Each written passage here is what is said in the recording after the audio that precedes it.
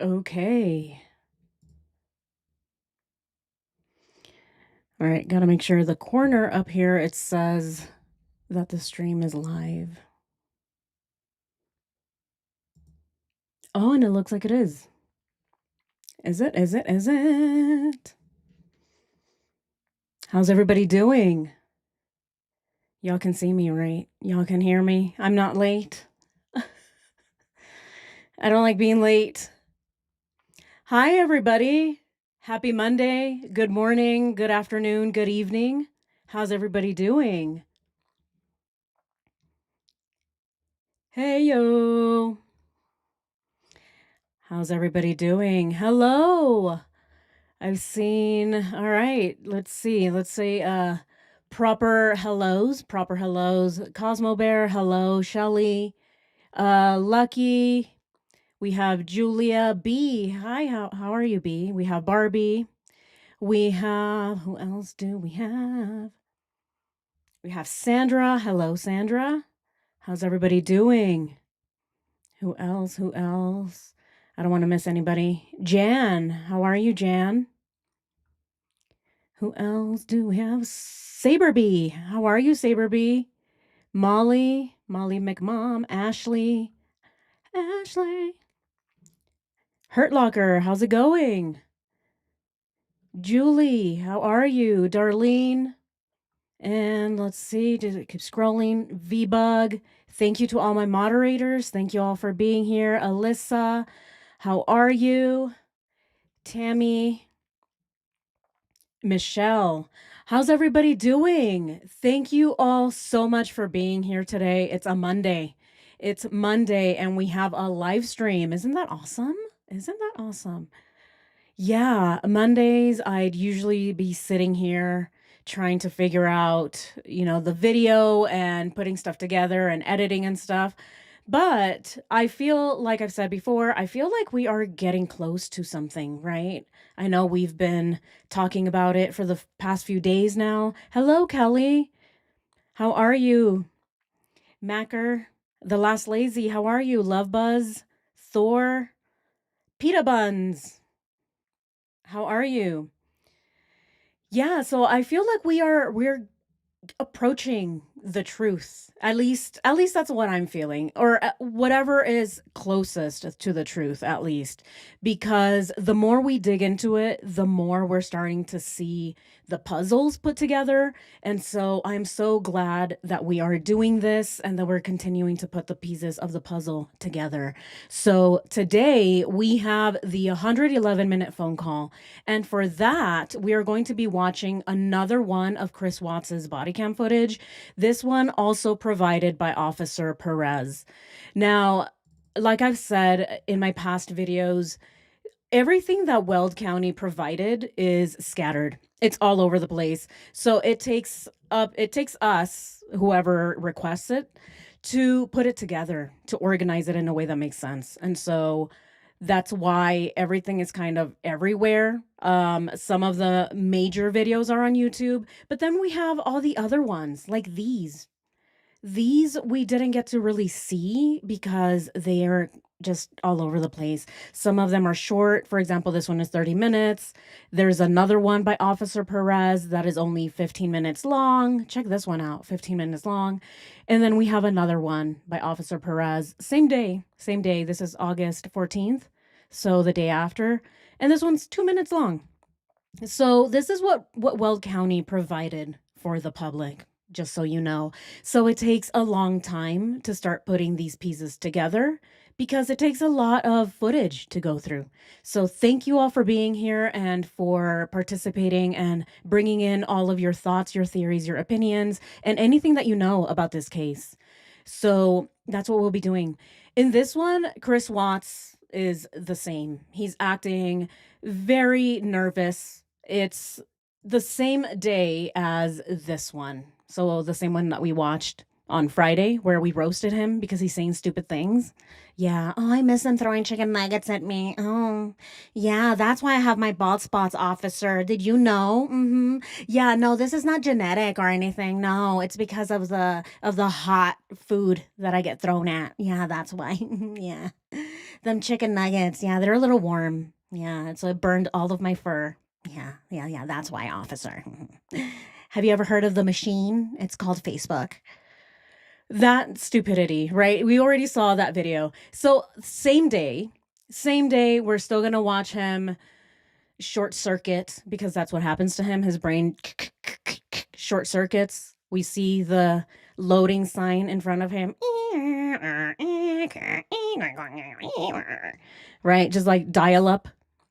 So we're going to see the exact same thing. However, in this one, he is asked about laundry. And he's also asked about what his children were wearing that night, which I thought was very interesting because Nicole Kessinger also talks about laundry. And she very specifically talks about laundry while they were on the phone for 111 minutes. Now, let's remember, Nicole Kessinger doesn't remember anything. Anything that happened during those 111 minutes that they were on the phone. But she remembers dirty sheets.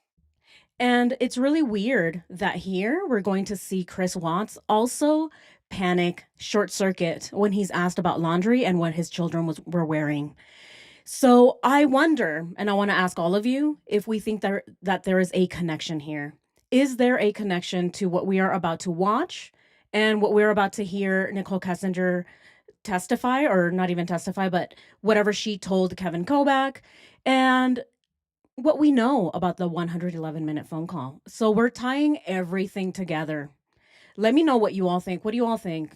Have y'all, Ronald McDonald, have you watched this video before? I know some of you may have. Yeah, the 111-minute phone call was no butt dial. Absolutely not. Could you imagine for 111 minutes a butt dial? It's just there and you hear it. Could you imagine if it was possibly like a voicemail message that the police can then retrieve? Oh, was it a butt dial? Okay, let me prove it. Let me hear. Oh, what was that? Okay, I guess it was a butt dial because I'm not hearing anything other than people tooting.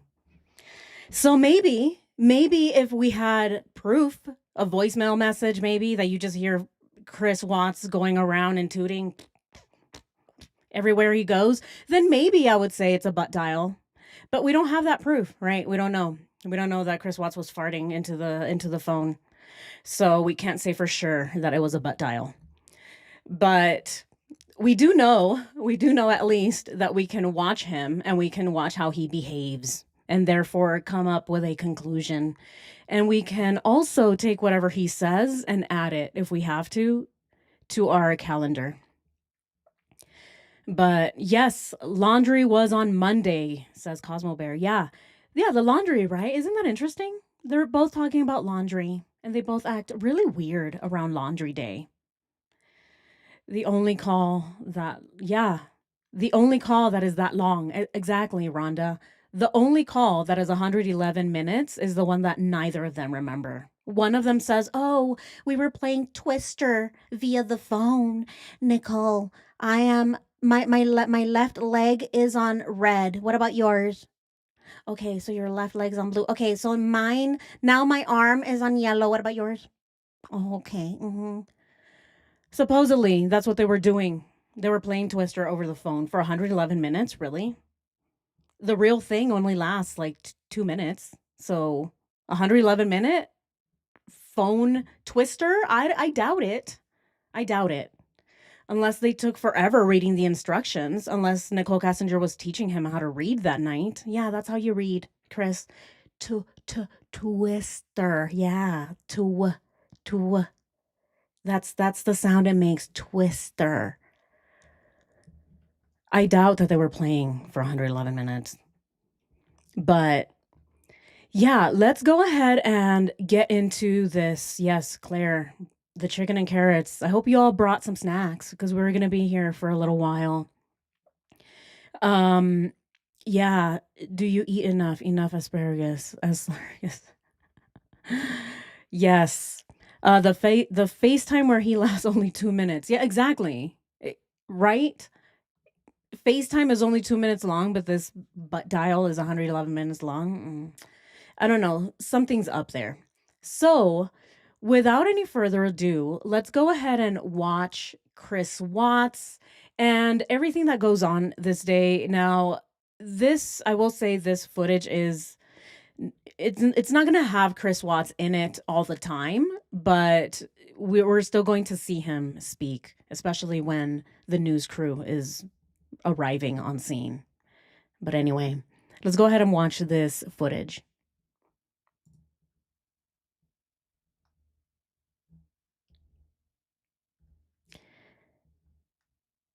And there will be sound, like I said, so there will be sound, but it's going to come on later when Officer Perez turns it on.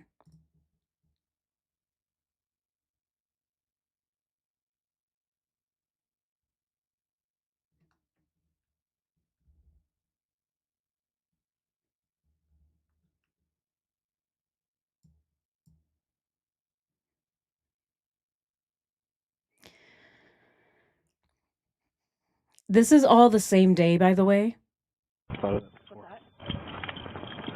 So for those of you who had questions last time, this is the body cam footage from Officer Perez. Officer Perez was one of the sergeants or staff sergeants or officers or K9, one of the people involved, one of the officers that was called onto the scene. And this is part of his body cam footage. So this is the day that the dogs were sniffing around Chris's house. Not having that many people inside the house just yet. I tried to stop them before they went in, but that just didn't happen, so that's okay.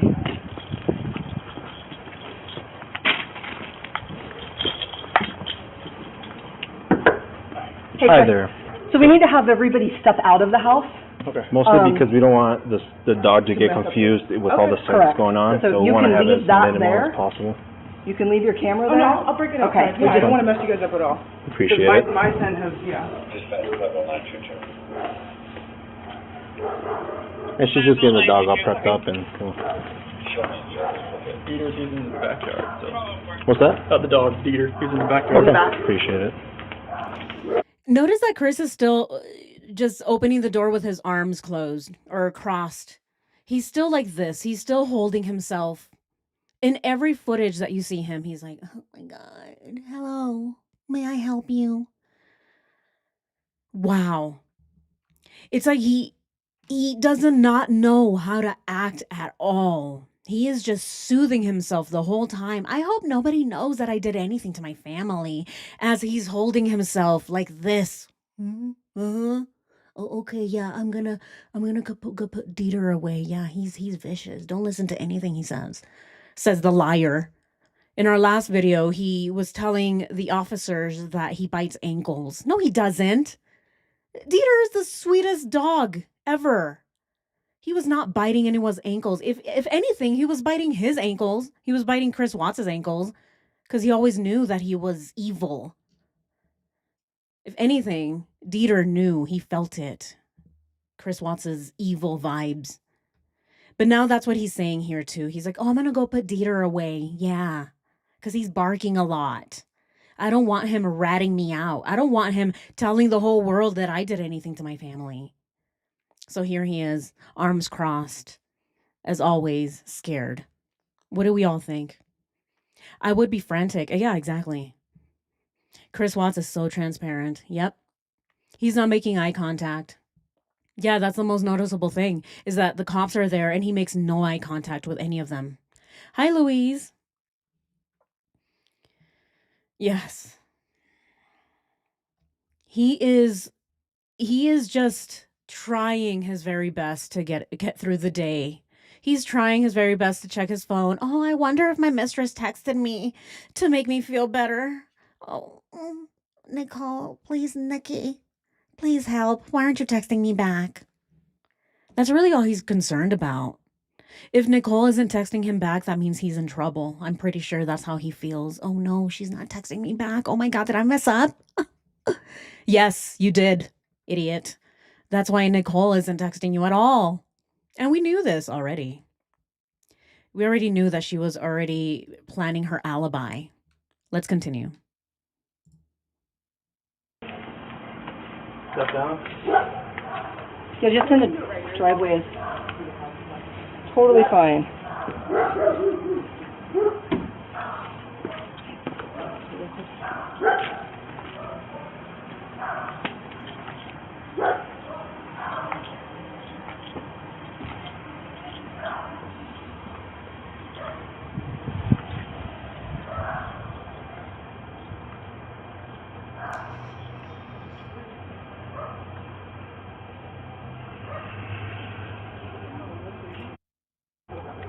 Fast forward.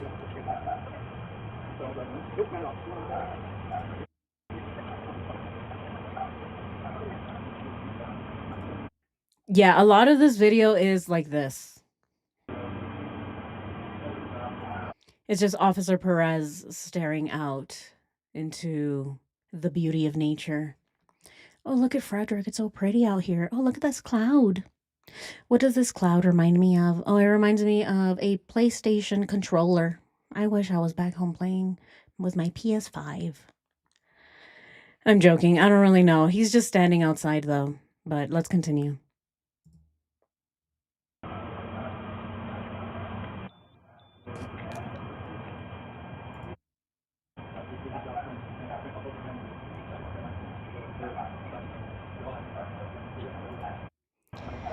Yeah, fast forward to see the action.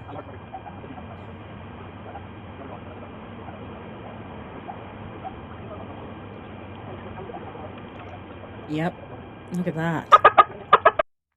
So a lot of it is just him recording whatever is going on here. Chris is somewhere. He's putting Dieter away. I don't know, possibly hiding some more evidence. Who knows? There he is.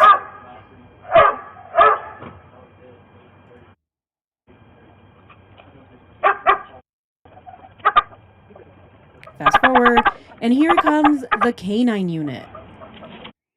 Let's watch this. Thank you, Julie. Julie. Hey, Chris. So I don't want to interrupt you in your interview. Just have to ask again. You're 100% okay with the dog going in there, searching any part of the house? And again, this is just consensual. I don't need to sign anything. Feel free to say no if you want to. You're good. Go ahead. Okay. We just have to relax. Yeah. Okay. All right. Thank you, Julie. Thank you. Boops 88. Thank you so much. You changed your name, didn't you? I'm like, oh, I recognize the profile picture. But yeah, definitely the name changed. Yeah. Here Chris was being asked if it's okay that they bring the canine units, and Chris is like, yeah. Sure. Do I have any other choice? Do I say yes or no? If I say no, I'm going to look guilty. So, yeah, go ahead. Yeah. It was bro mom. It's bro mom, right? I just want to make sure I'm not going insane here. I'm like, oh my gosh. See, I do remember you all. But yes, this is Chris giving in. He has no other thing to say other than, yes, go ahead and get in my house, smell everything. And we're just going to see him standing there nervous, wondering if the canine units are going to pick something up.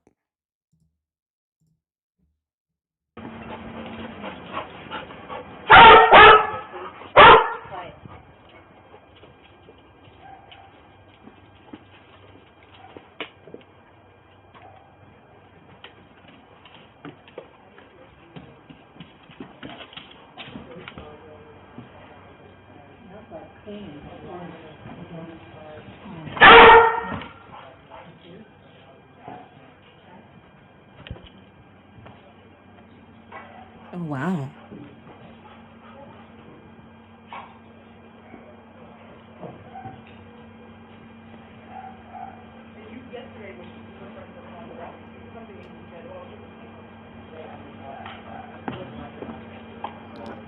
And we have yet to see, so we still need to watch the other video. I know I've been talking to a few of you about this. Tammy Bates posted something on the community page and bringing up a very, very important point about the canine unit making sounds or like barking, basically pointing out to something under Bella's bed. So we still have to watch that one as well to see if there's any type of link or connection to Chris Watts's behavior around the laundry and why the canine unit was barking near Bella's bed. What could possibly be under there? Was Bella hiding while Chris was doing his insanity around all over the house? Did he have to pull them out from under the bed to get them in the truck? These are so many more questions that we have, and we've been talking about this, so we do have to still watch that body cam footage. But if you have any information on it, please let me know. It is all part of the same 111-minute phone call, in my opinion, because I think all of it is tied around the laundry and the call and both of their behaviors around it. So to me, it is all connected, but you all let me know what you think about that. Let's continue.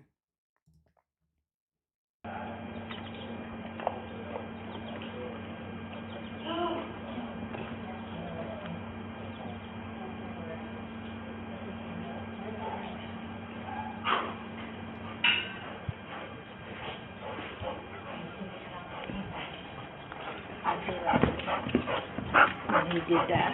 Started to do that.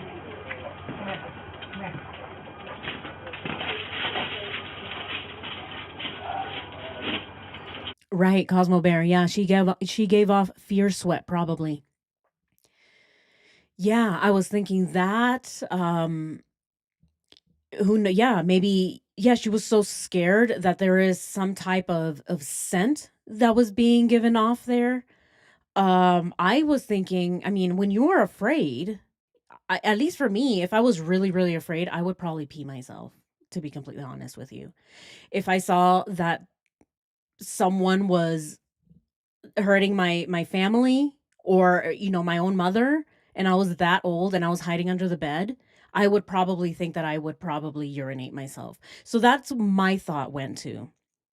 Was she so afraid that that's what happened? And is that what the whole laundry was really about? Washing anything that had any type of scent on it, which to me, this again ties back to Nicole Kessinger when she says the smelly sheets. Why were the sheets smelly, right? So there is some type of link between the dog and the fact that Bella must have been hiding under the bed and the sheets, the smelly sheets that Nicole Kessinger talks about. And then we're about to see Chris Watts and how he acts when asked about the laundry and what his children were wearing that night. But you all let me know. Let's continue.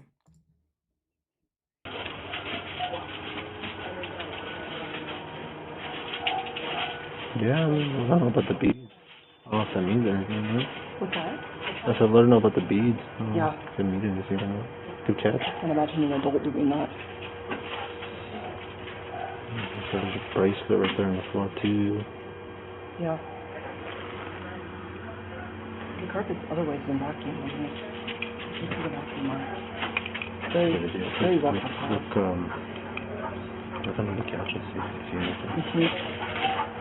That's interesting. He never started to do it like that. Do you have interest to him at all? Kiddos though? Right, exactly. Yeah, when kids are scared, of course, yeah, they may pee. And this is what that's where my mind went to when I first saw that video of the canine making sounds under the bed. I thought of all of the possibilities. Could Shanann have been in there? No, I don't really think so. Why would Chris drag her into the room? So that was out, right? I didn't really think anything of Shanann would be in the room. So then maybe the girls, maybe they were both hiding. Maybe both of them were hiding under the bed. Bella took Cece and they both hid because they saw what Chris was doing to their mom. And Chris himself talks about this in the book with Sherilyn Cadle. And again, is he saying the truth? Who really knows? Who really knows? We have to take it with a grain of salt. But he himself says that the girls were kind of just running around, screaming, asking, what's going on? What's wrong with mommy? So I would think that they would go run off and hide. And every mention of the laundry seems to make both of them really, really nervous. They both tend to panic and make extra stories, or they over-explain. That's another thing that we see with both of these and with people who lie in general, is that they tend to over-explain something that shouldn't even be explained in the first place. Like with Chris explaining what Facebook does. Yeah, isn't it great? Yeah, the internet. Yeah, it's really cool. Have you heard of the internet? Oh my God. Yeah, it goes really fast, just like the cars go vroom. Yeah, I have the really fast internet. It goes really fast. Yeah, awesome machine. Over explanation for no reason. Let's continue. And I'm going to go ahead and forward this a little just so that we can see Chris, especially when he panics.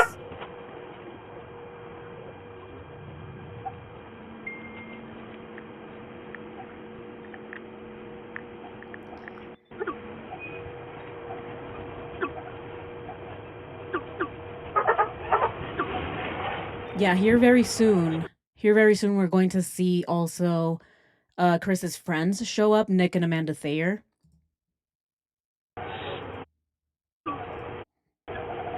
Yeah, we just have to fast forward through all of this.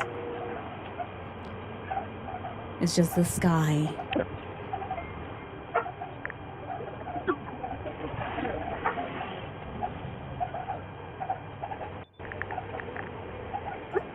Yes, Saber B. Yeah, this is the Sermon on the Patio day. So as we see, like we already see that the news crews are showing up. Thanks to Nicole Atkinson, by the way. Nicole Atkinson is amazing. I'm so glad that she got the news crews to come interview Chris Watts because he's such an idiot. That's what gave him away right away, was the news crews.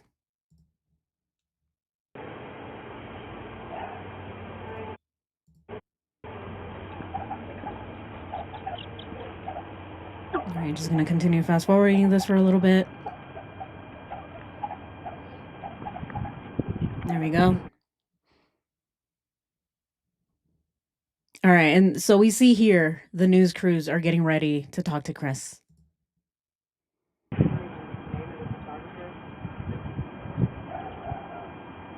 do you wear the stuff too? That's right. Yeah.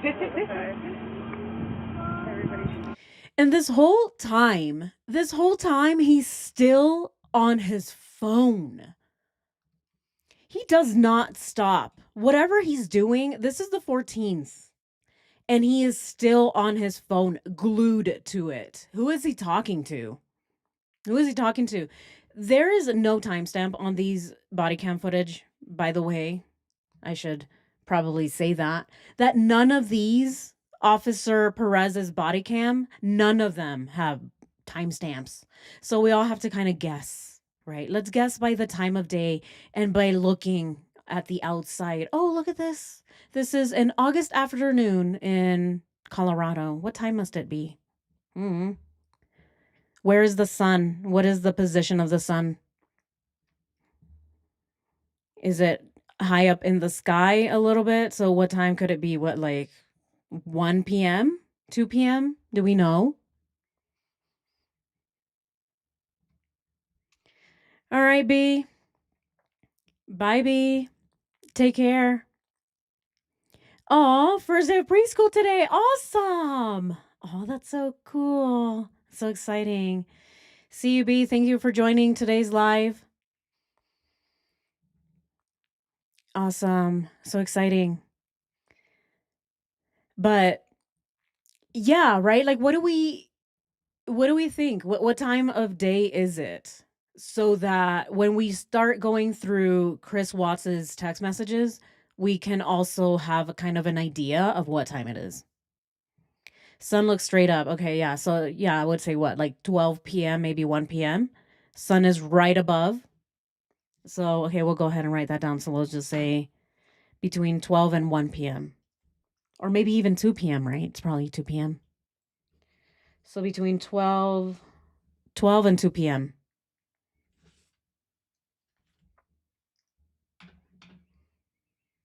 Yeah. Because again, none of these body cam footage, none of these videos have any timestamps, so we just have to guess. Right. Does anyone see a mark on his neck? I see it if you look close. Yeah. He was probably trying to get a hold of NK, but she said, stop texting. Yes. Oh, that's right. Yeah, and that's probably why he's so... He seems incredibly nervous, and I think a lot of it is because he doesn't have Nicole Kessinger's help. I think the first day he was obviously thrown off because the cops were there, but at least Nicole Kessinger was still texting him. By this point, she already stopped. So now it's getting to him. Oh my God, I've been abandoned. Oh no. Nikki, did you ghost me, Nikki? He's probably just sending a bunch of little ghost emojis with a question mark sign. Oh. Hello, Nikki? Ghost? Oh, did you abandon me, Nikki? Please, no. That's why he feels so helpless. Oh my God, I don't have help from the only woman that ever loved me, says the idiot. The only woman that put him in this situation, but oh, he thinks she loved him. Oh my God, yes. I still think about Nikki. I wish that she would just write me a letter just once. Oh my God, what an idiot. I've seen the mark. It looks like a bug bite. Yes. Yeah, we still have Chris Watts hoping that Nicole Kessinger writes him or calls him at least just one time so that they can be like, I want to talk to Nicole just so that I can be like, mm-hmm. I just want to tell her, Imagine getting a phone call from prison. You answer it and it says, an inmate at, where is he now? Wisconsin, right? An inmate in Wisconsin Correctional wants to speak to you. Hello, Nikki? You know? What the hell is this? Who is this? Why are you calling me? Block. Imagine. And you're sitting there and you're cooking and you're trying to do something with your day and you get interrupted just for that. No. I would be so upset. I would call Xfinity to get my money back. Can I get those 3 minutes of my life back, please, Xfinity? Please, I'll pay you some more money. I just want to erase that from my memory, please. Yes, there we go. Dodge Correctional. There we go. Yeah, he's at Dodge Correctional. Right. Ironically, he is with Chris Coleman, another family annihilator. Two Chris's, both family annihilators, both idiots. They both thought that they were going to get away with it. Both had mistresses who didn't care about them. And interestingly enough, both parents, both of them sided with their son. They both blamed the victim. How weird, isn't it? Small world. Bunch of annihilator Chris's getting together in prison. Oh, hello. Oh, are you my brother? I guess we are, because we're both evil and we can't read. But anyway, let's continue. Everybody. Hey, Chris. As for the kids or your wife, do they wear nightgowns when they go to sleep? Well, the kids have all their pajamas, and they kind of are like little dresses. Okay. That's the ones that are in the laundry, and the ones I showed you right there, the dirty ones. Those are like little mini dresses. Okay, and that's usually what they wear. Yeah, they have ones with shorts, t-shirts. They have longer ones. They just mainly when it's hot, they'll have those little dresses they wear. Do you know those were the ones they were wearing that night, or? The ones that it's kind of hard to tell. Like they like those, like the ones that's like made for pancakes type thing. But I'm not sure if those are still in there or not. Okay. I guess I'm just trying to make sure that as for washing, were you the one that washed all the laundry, or did she wash parts of it? I'm usually the one that does the laundry. Do you know she washed part of it? Because I might, if she's the one that touched it in her sense on it. So the ones that are in that laundry basket, those are the ones I put in the laundry basket. Okay.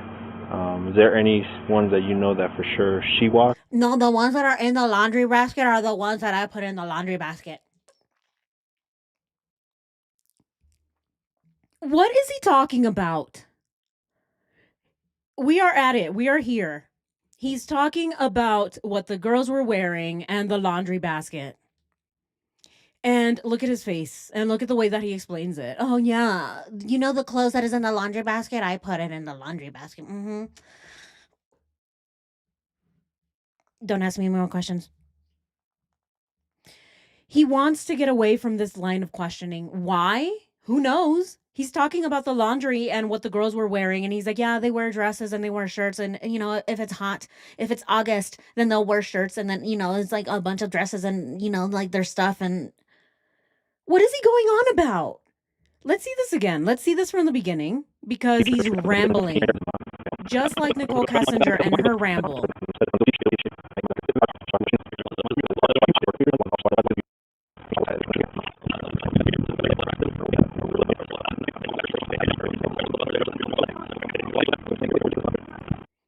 And then let's watch how he approaches him. Yes, exactly, Claire. Yeah, look at his mouth. Every time he lies, he can't hide it. He goes, because he wants to laugh. He has duper's delight. And so rather than laugh, he'll just make that face. Because he's trying to glue his lips together so that he doesn't smile like an idiot. Let's go ahead and see this. Hey, Chris. As for the kids or your wife, do they wear nightgowns when they go to sleep? Well, the kids have all their pajamas and they kind of are like little dresses. Okay. That's the ones that are in the laundry, and the ones I showed you right there, the dirty ones. Those are like little mini dresses. Okay, and that's usually what they wear. Yeah, they have some ones with shorts, t-shirts. They have longer ones. They just mainly when it's hot, they'll have those little dresses they wear. Do you know those were the ones they were wearing that night, or the ones that it's kind of hard to tell. Like they like those, like the ones that says like me for pancakes type thing, but I'm not sure if those are still in there or not. Okay. I guess I'm just trying to make sure that as for washing, were you the one that washed all the laundry, or did she wash parts of it? I'm usually the one that does the laundry. Do you know she washed part of it? Because I might, if she's the one that touched it in her sense on it. So the ones that are in that laundry basket, those are the ones I put in the laundry basket. Okay. Is there any ones that you know that for sure she washed? No, because we got home on the 7th. Okay. I went to work for 2 days. I don't think she did any laundry, and then she left on the 10th. Okay, I gotcha. Yeah. She had everything all packed from the other trip to go to Arizona. Okay. Yeah, they were just asking. So, yeah, if we were able to see something that she washed, then, you know, it would get her sense on it. If she did, I don't know. Like, if she actually washed it or not. Okay. All right. Just trying to help her out a little bit. All right. Thanks, sir. Yep. What in the world was that? What was that? That was a huge non-answer. He was asked, do your kids wear nightgowns? And he says, yeah, they like wear stuff. It's like all this stuff over there. He didn't even answer the question. Willow Gray. Did he say wore dresses? What were they wearing? And why is he so nervous about this? We know that the girls were found, Cece was found in diapers and a tank top, right? And Bella was found in shorts, like little shorts, and then another tank top. Is that correct? I know, yeah, they were found with just whatever they went to bed with that night, which was a little tank top and shorts, and Cece was wearing diapers. So what is he talking about here? He can't even answer the question about nightgowns. And then he was asked the question, what were they wearing? He says, oh, it's hard to tell. Or did I get that mixed up? What do you all say? What do you all think about this? Yeah, exactly. Hard to say. Yeah, Sebastian. Again, why is he saying hard to say? How is it hard to say? red flag. Yes, too much info. He's doing gymnastics in the conversation and is losing. Yes, yes. I love that he never got to see his girlfriend again. Yes, that's like the only good thing that we get out of this. Any joy that we get is the fact that they never got to see each other ever again. Yeah, he couldn't even describe it because it has put him back in the moment. When he says dresses, he means nightgowns. Okay. Let's go ahead and see this again.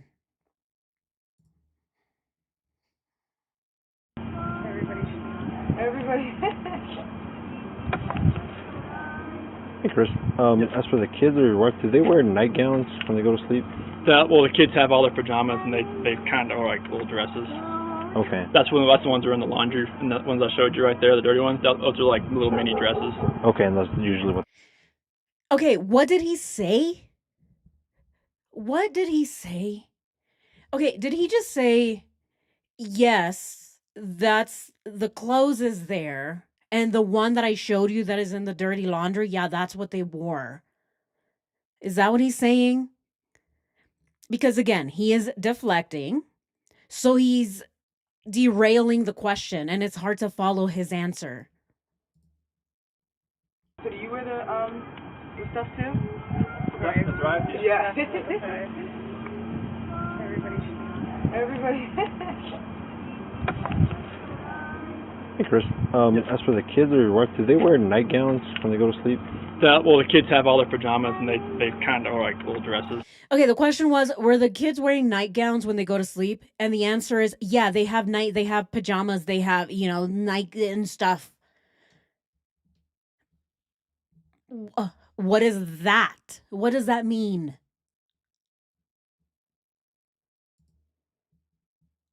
Okay. That's the ones that are in the laundry, and the ones I showed you right there, the dirty ones. Those are like little mini dresses. Okay, and that's usually what they wear. Yeah, they have ones with shorts, t-shirts. They have longer ones. They just. Yeah, and are those the ones they wear? Yeah, they have shorts, they have t-shirts, and they have longer ones, and they have the dresses that they wear. He's going down the list of all of their garments. That's not the question. The question was, were they wearing nightgowns? And then he answers with something that is not relevant. He says, yes, they wear nightgowns of all sorts of shapes, sizes, and colors, depending on the season. What? That's a huge red flag. Yeah, exactly. Word salad. What does this even mean? What do we think? Yes, like dresses. He put them in bed. So he has to have known what they were wearing. Exactly. Exactly. He put them to bed. So how does he not know what they were wearing? He's the one who supposedly put them to bed that night. Exactly. But he doesn't know. Oh, it's hard to say. It's hard to say what I put my kids in. But then he says, oh yeah, the nightgowns that are there that are dirty, those are the ones. So is he telling the police that the dirty nightgowns or dresses in the dirty laundry are the ones that he supposedly changed his kids out of? I'm so confused by what he's trying to do here. He's definitely confusing the police, absolutely. But I'm trying to understand what his his line of thinking is. What is he trying to deflect from by saying, "No, go look at the dirty stuff that I showed you." I put my kid tonight all the time. Yeah, but I have no recollection of what he's wearing. I mean, yeah, I can definitely see that. Yeah, I mean, yeah, I can definitely see that. I don't remember what I'm wearing to bed most times, you know. I mean, it is true. However, this is Chris Watts. This is Chris Watts we're talking about. His family went missing and he had his children over the weekend, right? So we are going to assume that he was taking care of his kids over the weekend. He put them to bed before their mom arrived home. And so when being asked, oh, were they wearing nightgowns? At that moment, you would try to remember, actually, I don't know. Let me see. What could I put them in? I don't. And you'd be trying to remember, right? I think, at least me, I would be like, you know what? I don't know. You're right. I probably put them in some PJs. Maybe I put them in this. Maybe I put them in that. I don't really remember. I would be trying to remember, but I wouldn't be word salading it. Oh, they wear this in the summer and they wear long sleeves in the winter. And when there's pollen out, I like to put a little mesh over them. That's not the question. That's not the question at all. And so that's why it's kind of weird that, oh, he doesn't remember at all? And he's not even trying? I mean, when it's hot, they'll have those little dresses they wear. Do you know those were the ones they were wearing that night, or? The ones that it's kind of hard to tell. Like they like those, like the ones that says like me for pancakes type thing. But I'm not sure if those are still in there or not. Okay. What? I'm not sure if those are still in there or not. They usually like the one with the this and the that, but I'm not sure if they're still in there or not. And then he looks at his phone.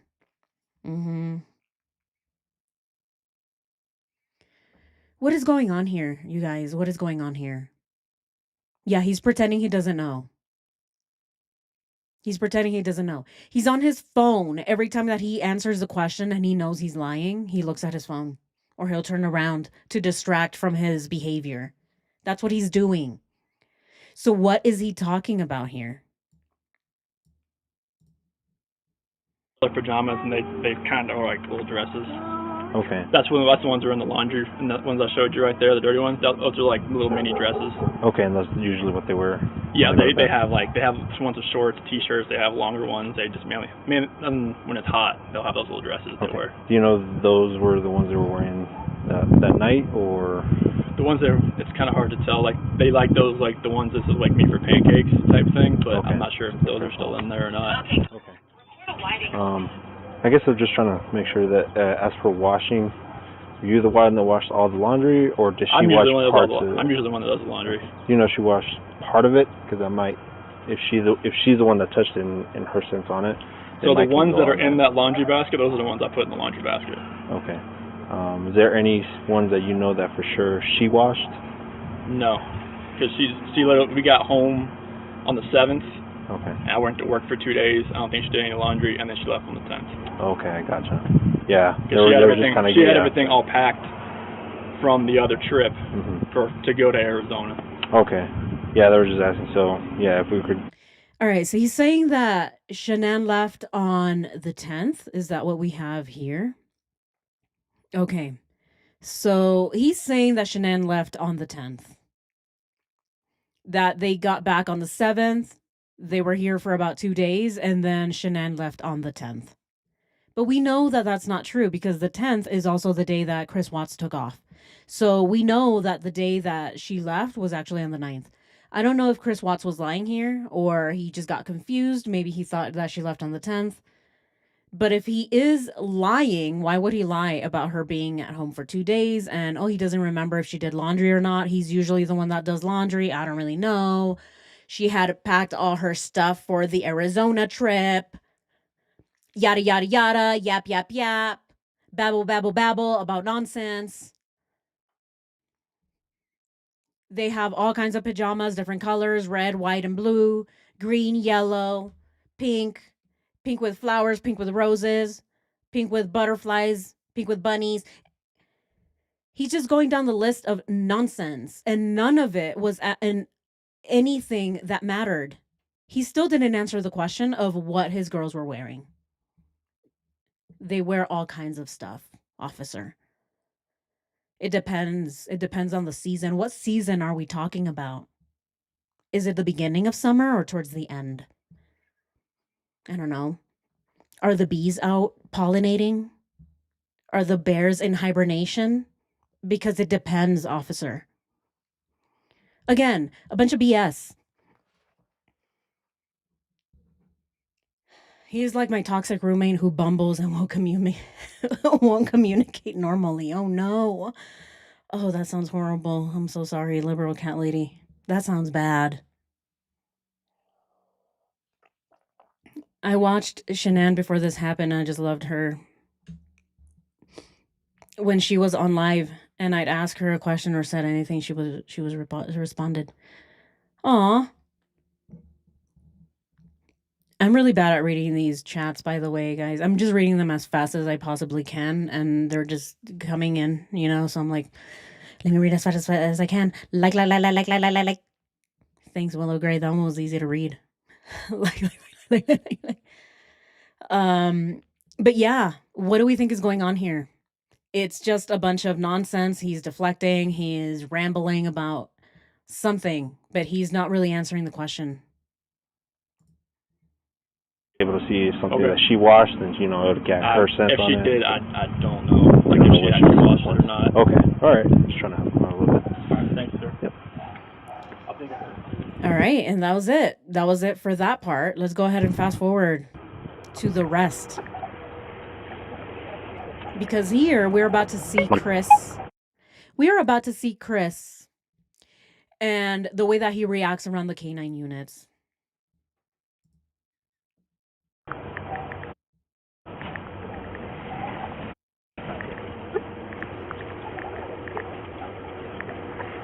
His friends are going to show up.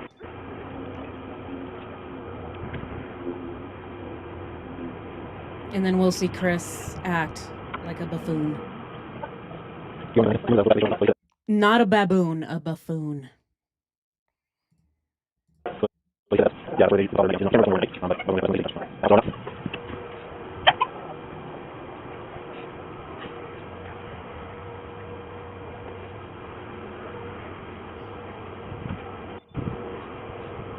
Yeah. Liberal cat lady, someone should have just said, "Where are they, Chris?" Yeah, exactly.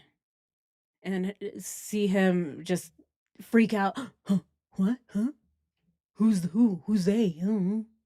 If they're okay, they're gonna come back. I don't know, but if they're not okay, are they gonna come back?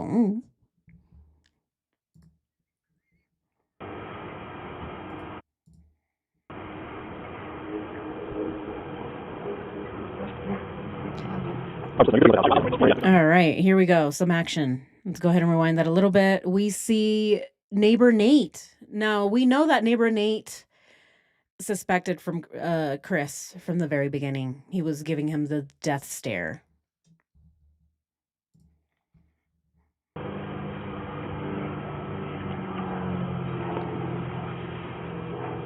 Oh, just let us know. You're free to go inside the house. Oh, if you're you fine. want I was just gonna wait until you guys are completely done. I want you to think you have to stand out here. You can go inside if you want to. So. Being out of the house. Hey, Chris, you can go inside if you'd like. Oh no, it's okay. It's okay. I'm out here. I'm out here on the phone with my girlfriend. Oh, it's okay. I just want you to know you don't have to stand out here if you don't want to, you know. Oh, no, it's okay. It's okay. If I go inside, everyone else is going to stare at me. Out here, at least I can get some fresh air. Yeah, out here, at least I get to stare at the sky since it's the very last time that I will ever see it again. I'm pretty sure. Let me smell what freedom smells like for the last time. That's why he's not going inside, because he's gonna feel trapped inside. He knows what it was like being inside and watching himself on neighbor Nate's camera, so he doesn't want to feel that anymore. He doesn't want to feel claustrophobic. Everyone in there is moving stuff around. The K9 unit is in there sniffing around. So you would think, right, that the parent, the dad, the husband, who is so worried, you would think that he would be in there with the K9 units, wanting to see if there's anything that was found. Did you find anything? Here, smell this area, smell that area. They probably left through here. Maybe someone came in through here. Sniff that. Find my family. But no, he's outside. No, it's okay. It's okay.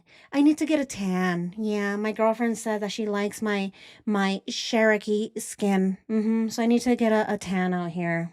Oh, no worries. No, it's okay. No, I really like how the breeze feels out here. I'll just stand out here. It's fine. That's how he answered. Because he knows that everyone's going to be staring at him. My goodness. Isn't it nice to know that he would never stand outside on his driveway ever again? Yes.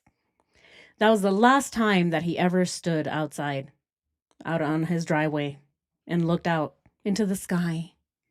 Now he looks up into the ceiling of his tiny little cell and he sees a little cockroach. Hello. Hello, my friend. Chucky the cockroach lands on his forehead. That's like the only friend he has now because Dylan Tallman also left. So his only friend is the cockroach that comes and keeps him company in the middle of the night. Oh, where's my friend? Oh, there you are. You're crawling all over my face. Oh, it's okay. Here you go. Let's share some of this mackerel and tuna, my friend. Chucky. Chucky the cockroach. Let's continue. Nothing's really refreshing, but just like I wanted like to go like door to door, go there and tell me that it's now dark. All the hospitals. Check my information. Check. Were you asking or did you? I should ask. I would. For King, for last name. Aw, thank you, Rashida. Thank you so much. I appreciate you.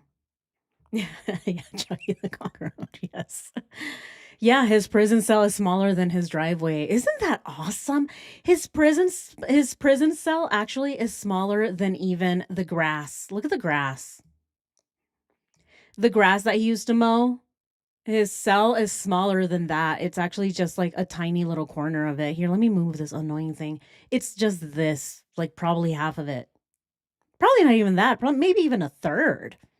Yeah, a third. So just imagine this is Chris's little bunk bed right here. This is his little toilet, and his little friend Chucky just crawls around all over the place. Imagine it. Yeah, that's how small his little cell is now.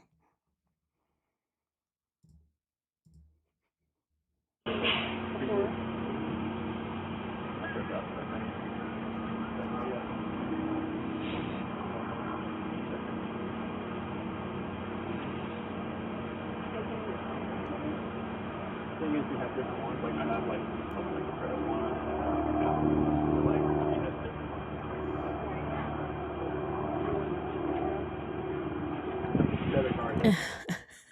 I agree, V-Bug. His cell is still bigger than my kitchen. Where is the justice?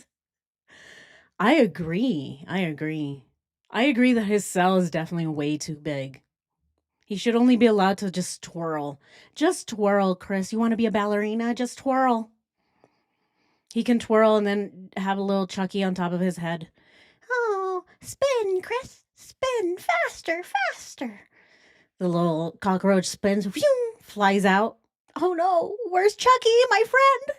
Ah, Chucky, where are you? He flew out. He ended up in somebody else's cell now, so good luck finding him, Chris. Yeah, you'll hear Chris in the cell. He's not calling for Wilson. Wilson! Oh, Wilson! No, he's calling for his friend, the cockroach. Chucky! Oh, Chucky, where are you, Chucky? Oh. Well, you flung him, Chris. And that's what happened. He flung his only friend. He doesn't have him anymore. Oh, Wilson. Do we know where that's from? That's from Castaway, the movie Castaway. Anyway, let's continue.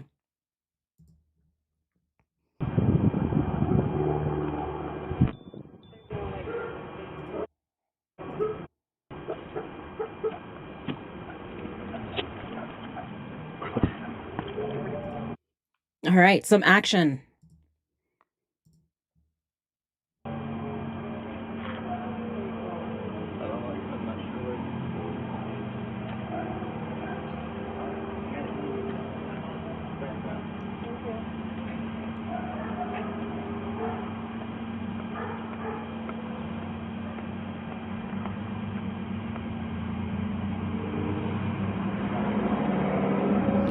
Maybe.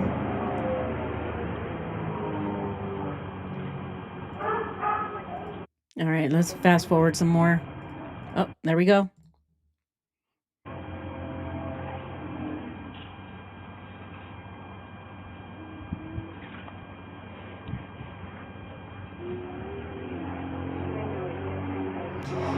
And that's Nicole Atkinson, isn't it? He's standing next to Nicole Atkinson, and he's not even talking to her. They're not even communicating. She's standing there worried about her friend, and Chris is stuck on his phone. He's glued to that thing. I'm surprised his neck doesn't hurt. How is it that Chris's neck doesn't hurt? His posture, I mean, look at him. He's like, because he doesn't want to look anybody else in the eye. And Nicole Atkinson's just staring at him like, what the hell? What is wrong with this guy? Why do you not care that your family is missing?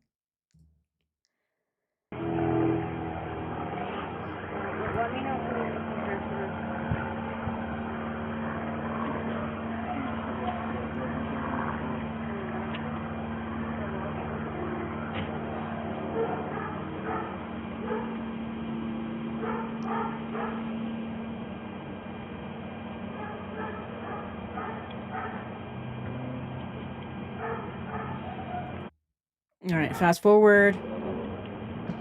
Fast forward. All right, let's see. All right, some more of Chris.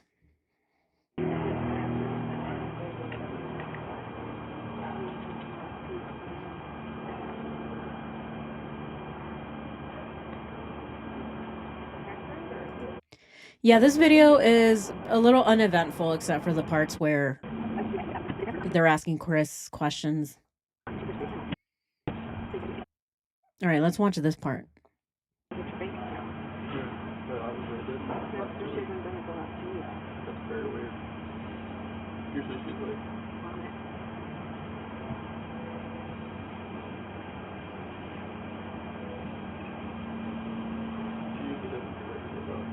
No, as far as I know, she doesn't. She just transfers the money to your. If you hit transfer now, it'll transfer to your bank account. And then it comes out and you can go to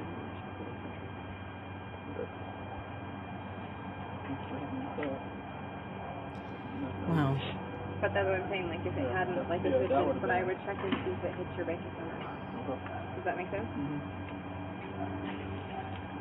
is there anything I can do for you? Do you want to chill here, or? No, I'm gonna go meet a friend this lady. We're out. So I have to go to work. Something else. Amazing what a 16-year-old can do. That's pretty amazing you can do that. Wait, you had some instructions? Yeah.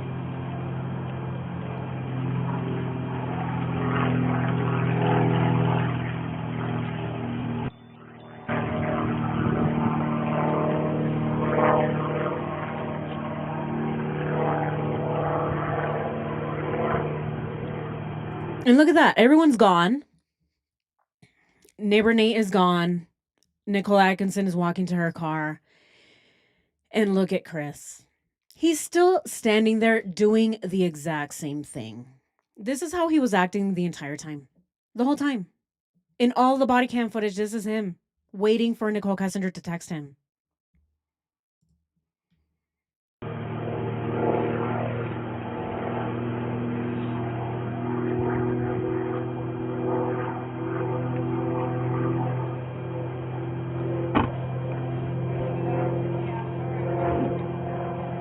I'm sure you already got them out of the car seats.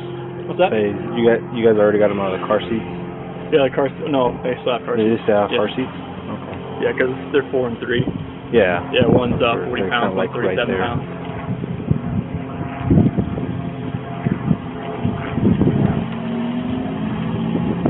Okay, so here they're talking about the car seats. Let's see what else Officer Perez asks Chris.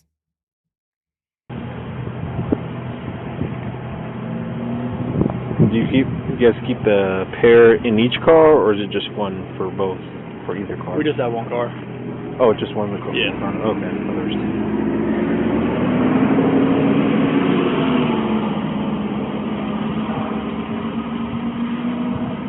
And then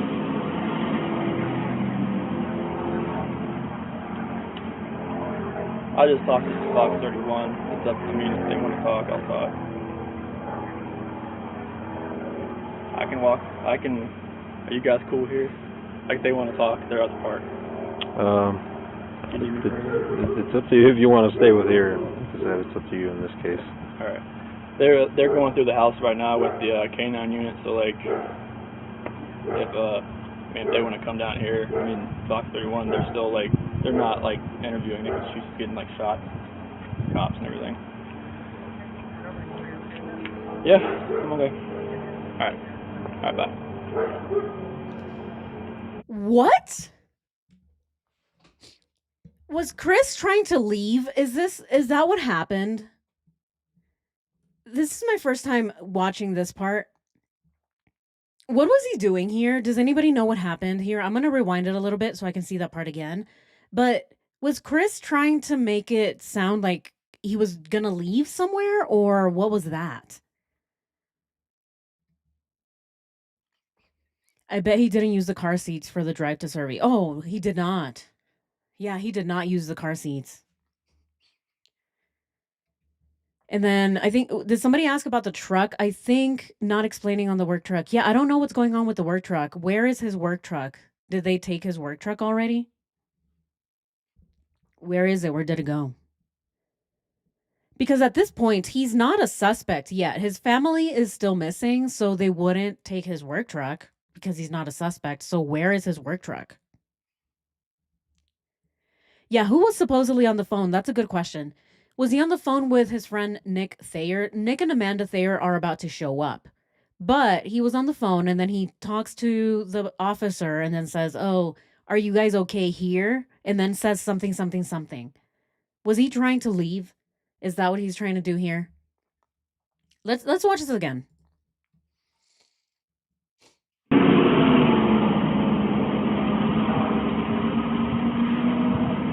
Hey, man.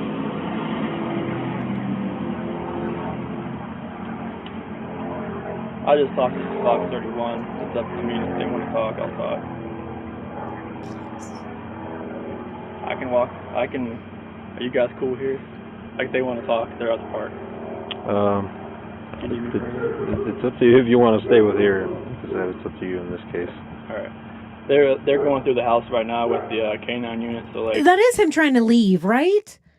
Are you guys okay here? They're at the park. So is he saying that he's going to go meet his friends at the park and leave everybody there? And then the cop has to tell him, are you sure you want to leave your house while everyone is looking for your family? That's the way I'm, right? Is this what's happening? Not parked in the normal spot. Yeah, he's trying to flee, right? This is another one of his, "Oh, do you need me?"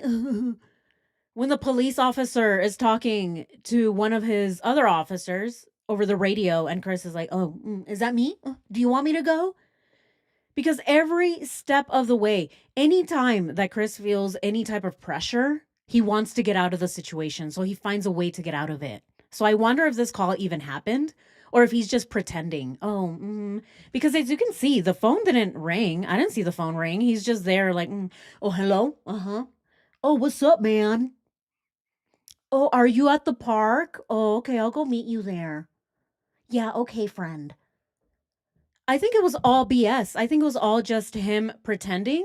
I don't think the phone even rang. I don't think the phone rang at all. Let's watch this again. If they want to come. Yeah. Okay, understood.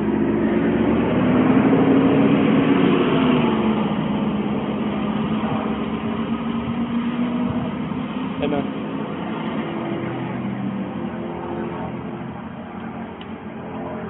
I just talked to Fox 31. It's up to me. If they want to talk, I'll talk. I can walk. I can. Are you guys cool here? Like, they want to talk. They're at the park. It's up to you if you want to stay with here. Yes, he was trying to flee. He was trying to flee. "Are you guys cool here? They want to talk. They're at the park." That's what he said. So he was trying to flee. He pretended to be on a phone call so that he can leave the situation, so that he can go call Nicole Kessinger. As the police are looking for his family with canine units in his house, he wants to leave them there to go to the park. Isn't this insane? And he thought that he could get away with it being this nonchalant about his family being missing? Oh, let me go talk to my friends. They're at the park. No, how about you ask your friends to come here?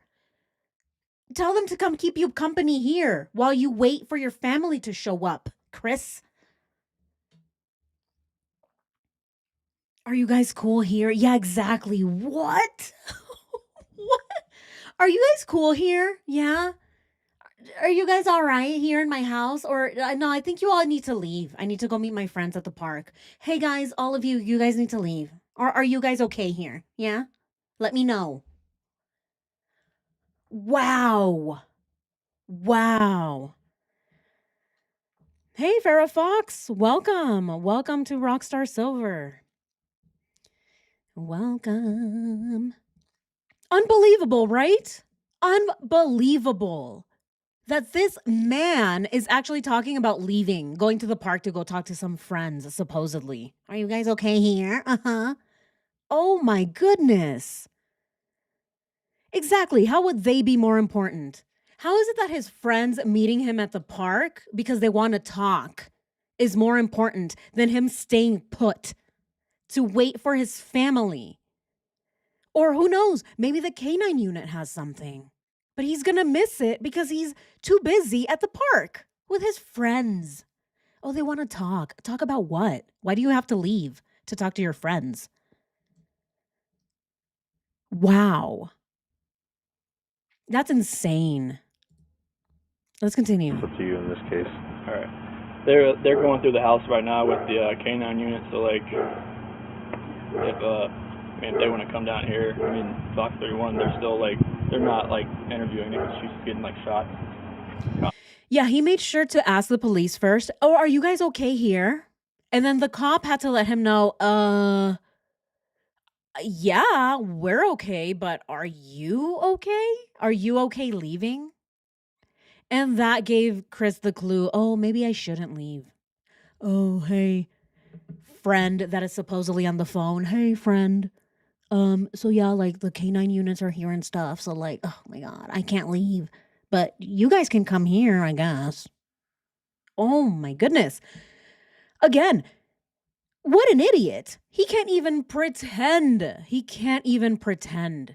He wants to flee. Everything. Yeah, I'm okay. All right, bye.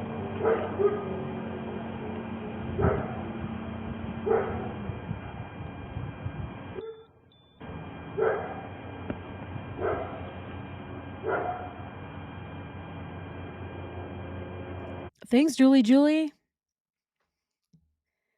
But yeah. Who said yes? So Nick and Amanda Thayer, they do arrive. So it's possible that he was talking on the phone with them, or he was already texting them and they were already showing up. And then Chris is like, oh, and you guys want to meet at the park instead? Who knows? But yes, I do get the impression he was trying to bolt.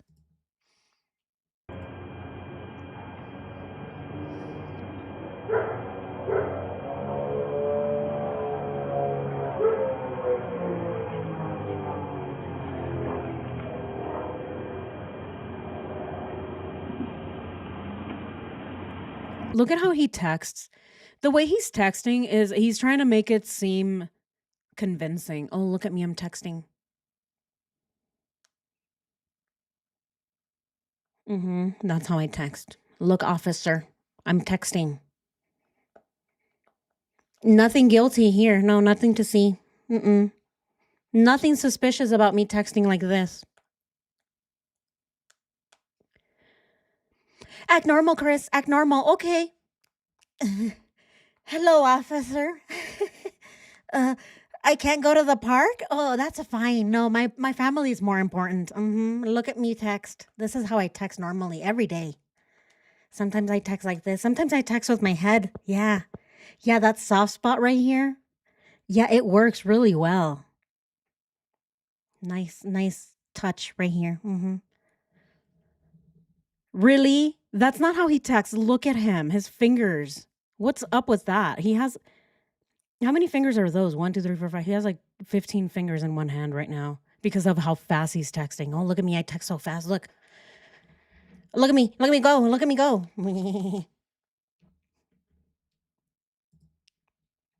This is insane. Yeah, like I was saying on the way up here, I have a nephew that I've raised from birth. 7 years old now. I'd be going batshit crazy if he went missing 2 daughters, man. I feel for you. Like I said, I don't know what I'd be doing. It's really hard, and then I don't even know like what to, like last night, man. It was just like I was just talking to people like all night because like I can lay in bed, but it's like I want to, if something like a knock on the door, like I said, if something happens, like I want to be here. Kind of like the not knowing that. Yeah, it's like I left every light in the house on. Like I was just like, all right, I mean, I have my phone like all the way up. Like if someone came in the door, it'd beep. I'm just like, all right, I want to be. No, right then and there. What?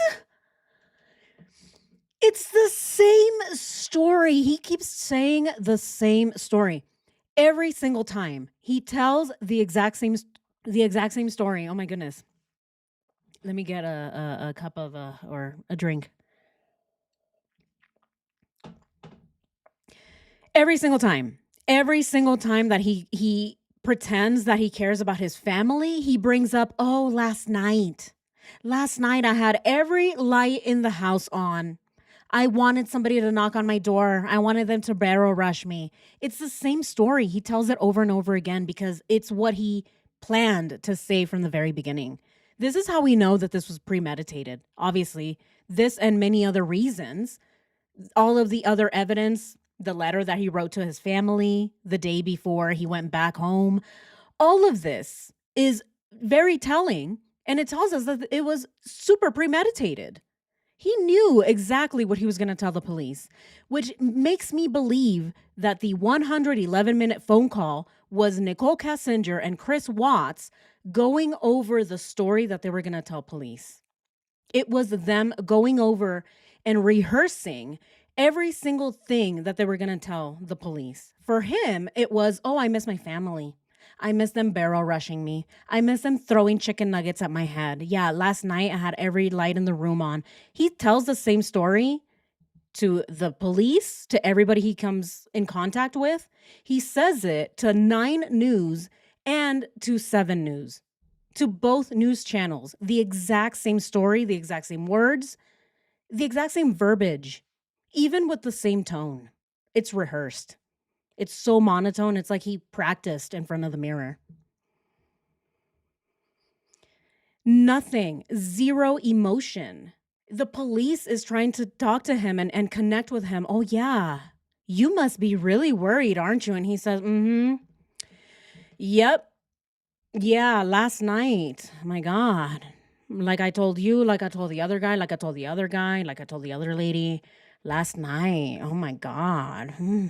I was missing them so much. I had every light in the room on. Hold on. Let me text this real quick because this is way more important. Send. You saw that? I sent it. But anyway, yeah, it's just, I just kind of wish that they would just barrel rush me and stuff, because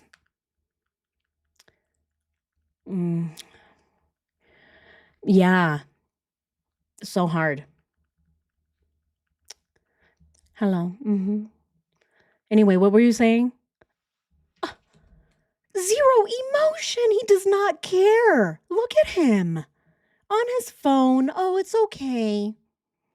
It's okay. Yeah, I know. Yeah, my children and my wife, I don't know where they are. This is sick.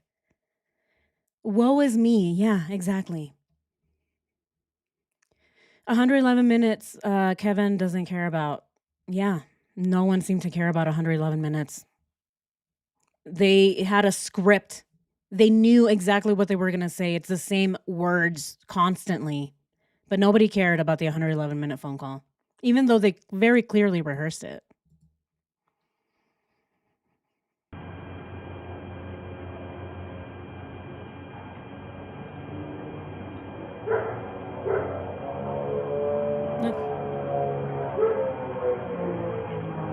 And he just went back to his phone. Oh, it's okay. Don't bother me. Please don't bother me. If you have a question, I'll answer it. But other than that, don't ask me any questions. Please stop bothering me. I'm texting. Do you not see me texting my friends?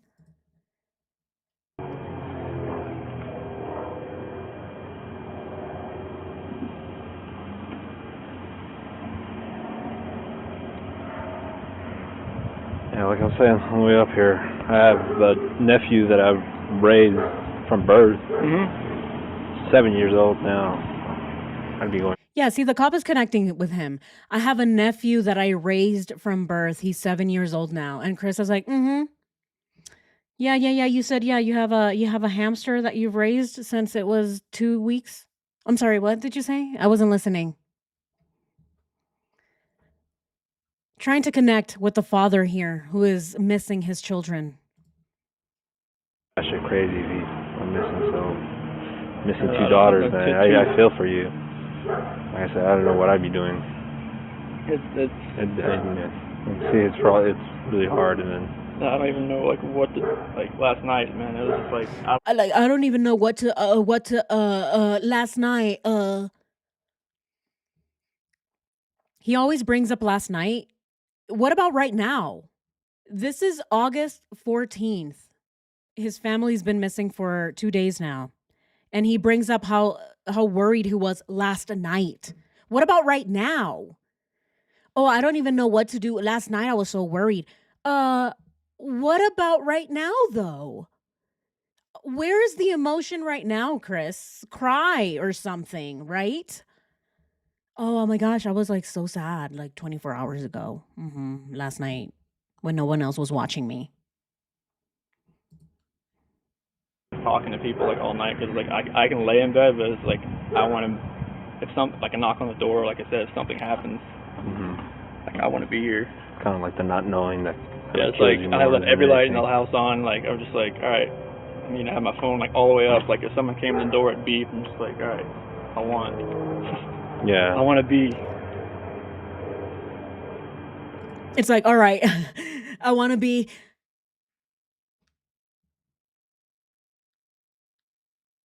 How did he think he was going to get away with it?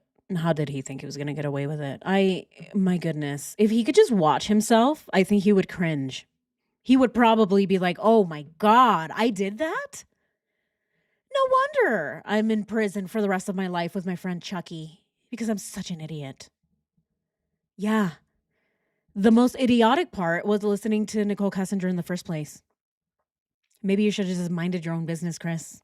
You wouldn't be in prison had you not listened to any woman, Nicole, or any other person coming into your life.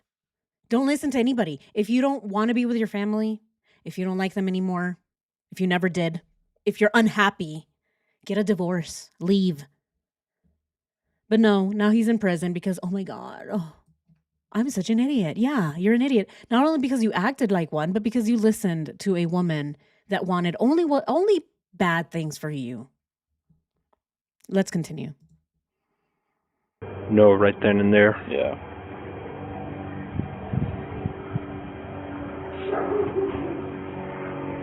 I get it. And then,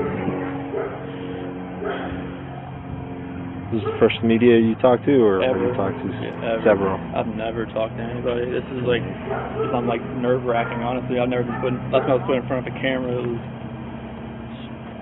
probably I was high school or something. So it's this is completely different. I need to get the word out there. So I'm that's what I was gonna say. That's a my big reservations behind me. I'm I just want to talk. Yeah. So I don't And then even though saying it every time again. I don't mind being repetitive. I just want the word out. I mean, whoever's next, I'm here. Yeah. So the good thing right now is the more people know. And he keeps laughing because he can't contain his laughter. He knows he has duper's delight and that he's lying. That's why he can't contain his laughter. And then notice that he's I just want to get the word out there. It wasn't Chris who called the news crew. Let's remember that. It was Nicole Atkinson. She's the one who called the news crews, not him. But he's I'm such a good husband. I called the news crews because I want the word out there, I don't care that I'm so shy. I don't care. I know I'm very embarrassed to talk in front of people, but I'll do it because I just want the word out there. Mm-hmm. Yeah, you believe me, don't you? Wow. I feel bad for how stupid. How stupid he is. They can keep an eye out and hopefully Because see like something. the pictures they see, you know, they'll see.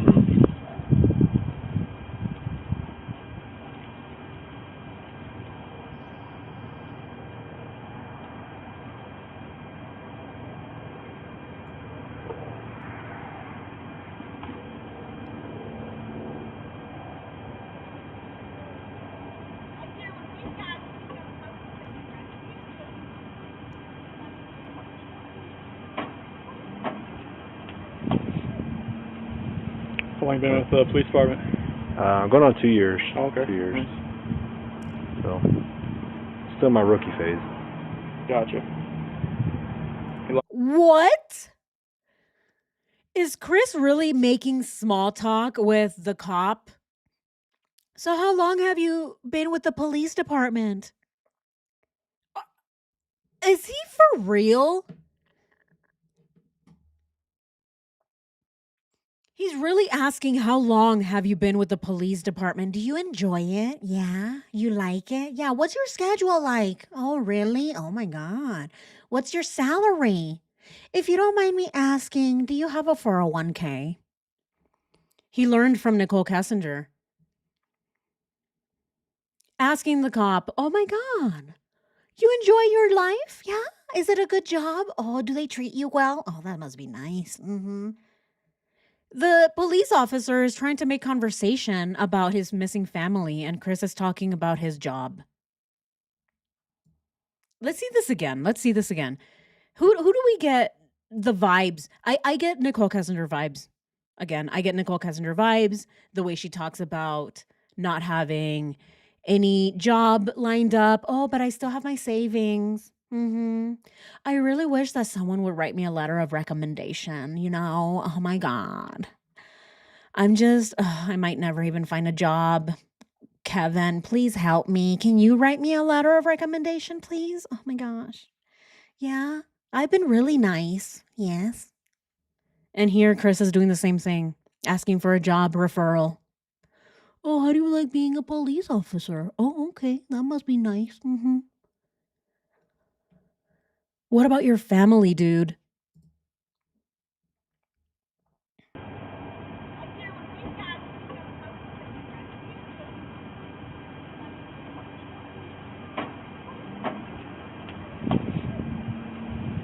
How long you been with the police department?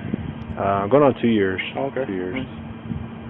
So, still my rookie phase. Gotcha. You like it? Yeah. Yeah.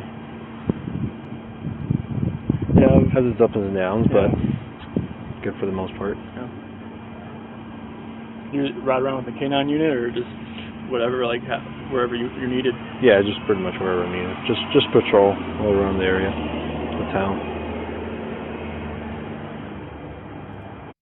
Do you like it? Yeah, I like it. Oh, okay. Yeah. Do you deal with the canine units? Yeah. The doggies? Yeah. Do they sniff everything? Oh, okay. Mm-hmm. Oh, nice. Mm-hmm. What kind of stuff? Do the doggies sniff? What kind of stuff do they pick up? Oh, you don't know because you're a rookie? Oh, okay. Mm-hmm. Got it. Gotcha. Mm-hmm. So much depth. He's such a philosopher, Chris wants. Look at the conversation that he just had with the police officer. Wow, so deep. It makes me think, oh my God. What is the meaning of the universe, Chris? Tell us. You have so much knowledge. Oh, you have so much depth to you, Chris.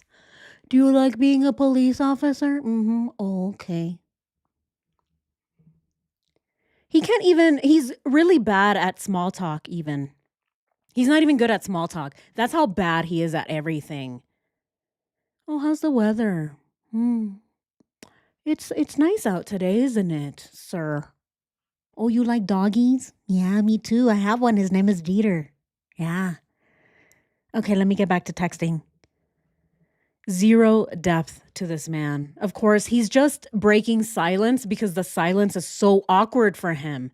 Every time that someone is staring at him or there's a police officer recording him with the body cam, he gets really uncomfortable. So he has to break the silence.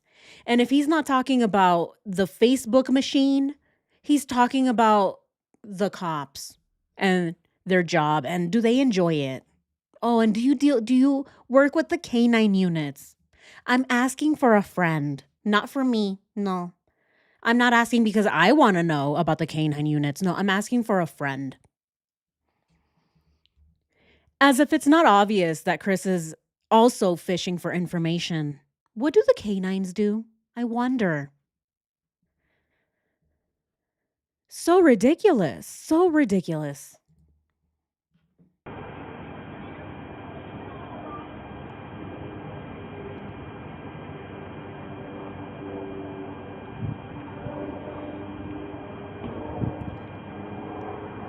As for the car seats,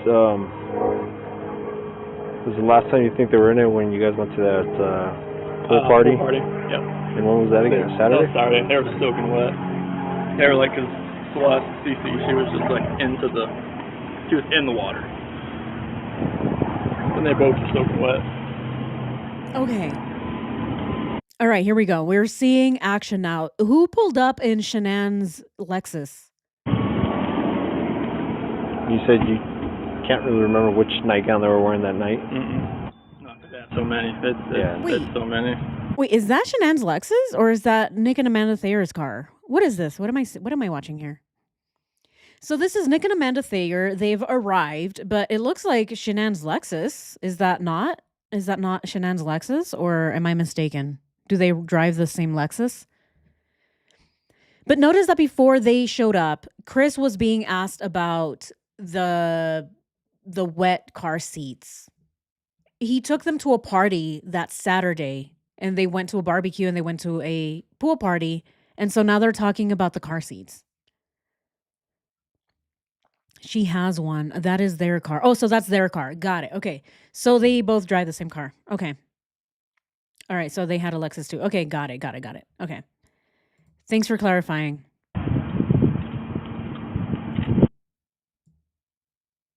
All right. So let's listen to what he said before Nick and Amanda Thayer showed up. Pool party? Pool party, yep. And when was that again? Saturday? That was Saturday. They were soaking wet. They were like, because Celeste, Cece, she was just like she was in the water.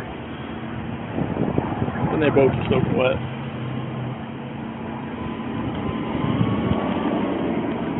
You said you can't really remember which nightgown they were wearing that night?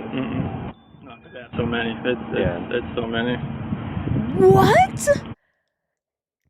Oh, so you're telling me you don't remember the nightgown that they were wearing that night? He says, smiling, with a huge smile on his face. No, officer, I don't remember. There's so many, he says.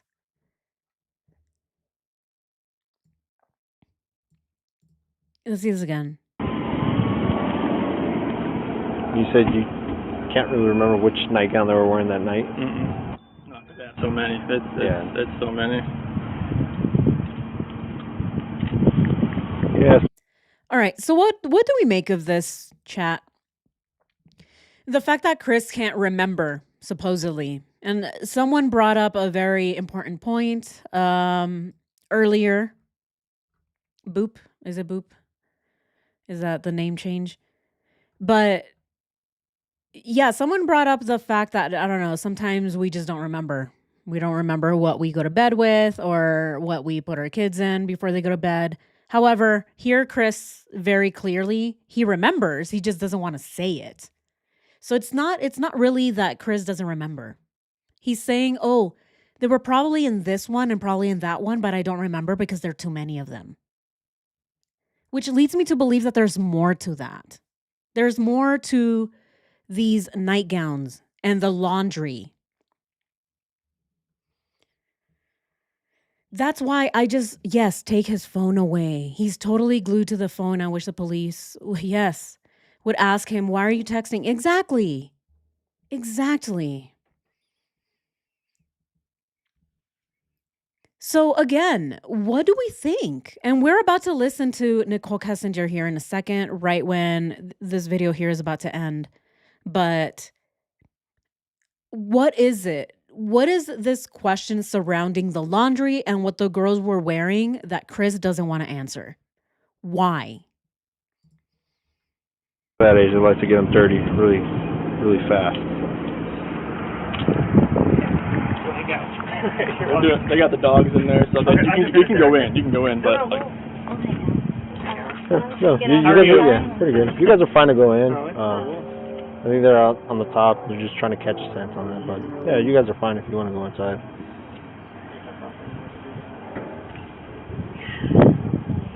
You can go in. You can go in, says Chris. Why would Nick and Amanda Thayer go in the house, but not him? They're there to keep him company, but he's like, oh, you can go in if you'd like. I'm going to stay out here, though, on my phone. Again, why would his friends need to go inside, but he won't? Are they good at like tracking? Like if they smell something, they can. Yeah, so the one they have now is a bloodhound. So they'll pick up on a certain scent. If they can get a strong one, and then depending on how hard the scent is, they can trace it back to like footsteps. So they have the bloodhound, and then they have the canine that can do just specific tracking around the area. So we start getting that one out here shortly. Once she's all done, we'll start getting them both out in the area to see if they went out on foot, or see if we can get at least an area that they started walking towards. Look at how attentive Chris was all of a sudden. He wasn't paying attention to anything that the officer was saying before that, but as soon as Amanda asked questions about the canine unit, all of a sudden he stops on his phone and he's like, oh, let me listen to this. I'm sorry, sir. You said the canines smell what? Oh. I'm sorry, sir. You said that their nose receptors are better than humans by how much? Oh. Yeah. Now he's listening. Notice his attention. He was glued to the officer for once. That one out here shortly. Once she's all done, we'll start getting them both out in the area to see if they went out on foot, or see if we can get at least an area that they started walking towards. That's actually good. So you said they were soaking wet? Yeah. When they were in the car seats? Yeah, because they were in the pool, got out, dried off, and got right back in, and they weren't in the bathing suit, they were in clothes. So. Okay. That might help out. I'll let her know, see if that's worth trying to get a sample from or not. Appreciate it. Well, I'm sure these guys have some questions for you. Hey, Chris and Jordan. Nice to meet you. Good to meet you. Thanks for talking with us. We appreciate it. She burned herself on the other end. Oh, no. Sorry about that. It's okay, man. Where were you comfortable talking to us at? I was out here. They have the dogs in there right now. Sure, so yeah. Okay. Yeah. That's off limits right now. If they, no. And that was it. What do we think about this last part here? Where the police officer keeps asking him about the car seats and being wet. And Chris keeps saying, yes, the girls were wet. They got in the pool, then they got back out, then they got back in, they got back out. And that's why the car seats are wet. What's up with that? It might be nothing. At the end of the day, it might be nothing, but I don't think it's nothing. I think that both of their behaviors surrounding the laundry and the video that we watched on Friday, even this one, where we watched Chris smile. He gave a huge, big smile from ear to ear right here. When he's talking about, oh, I washed them. I washed the sheets this morning, or whenever he said he washed them. There's dirty laundry here. Okay. You usually pick it up off the floor and put it in there? Yep. Beds? Have you touched your beds today? I made them. You made them. Okay. Do you like pick up the pillow, that kind of stuff, or do you just like? Okay. Let me think here.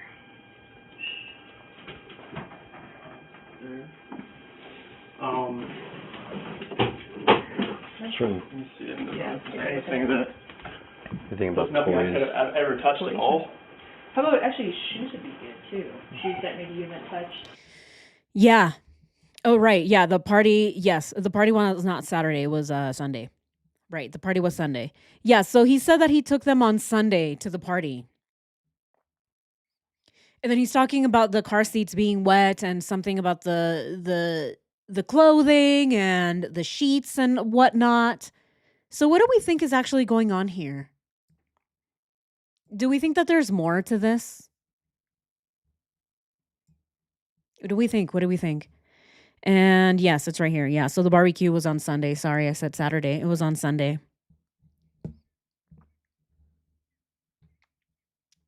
I wonder why he keeps saying Saturday. Exactly. Yes, he does keep saying Saturday, which is now I'm saying Saturday because he also said Saturday in this other video in this one. Oh, sorry, not that. This one. No, not that one. Sorry. This one. In this one, he also says Saturday, the one that we watched on Friday. He says that the party was on Saturday. So either he keeps messing up or what's up with that. But regarding the actual laundry, what do we think about that? Because now we're going to listen to Nicole Kessinger talk about it. And we're going to compare. We're going to compare the stories and see what we can gather from this. What do we think? He would not have time to do all this cleaning and washing. Exactly, right? So when did they actually do laundry? Right here, we're about to hear Nicole Kessinger say the same thing. That they spoke on the phone for an hour. What is it? Not an hour. For 111 minutes. She doesn't remember what they were talking about, but she remembers doing laundry. Oh, and I remember Chris telling me about the smelly sheets. And oh, I started doing laundry too because he inspired me to do laundry. So what is it? Rox, do you think that they did what do you think they did with Shanann's clothing from when she came home? Oh, what do you think they did with Shanann's clothing when she came home? I don't know. Where is Shanann's clothing, actually? That is a good question. Shanann was found in a tank top with it says love. It was like a purple, light blue or light purple-ish lilac top and just underwear. So where is her clothing from when she got home that night? Yeah, where her clothes. Exactly. Where are the clothes and who washed what? And why were they both doing laundry? And where are the girls' clothing? And why was the canine unit or that particular dog, why was that dog barking near Bella's bed?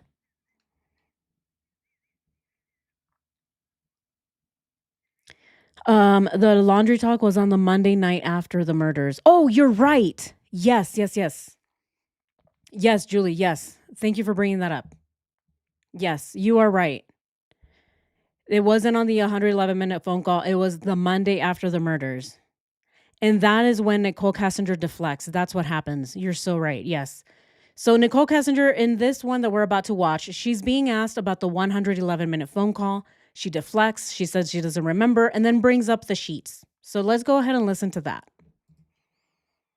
Monday and Tuesday, starting... No, it's on Monday. Okay, just so... tell me on Monday night. Monday night, you guys had... we talked about a phone call yesterday, but you guys had a phone call Monday night. It looks like he called you.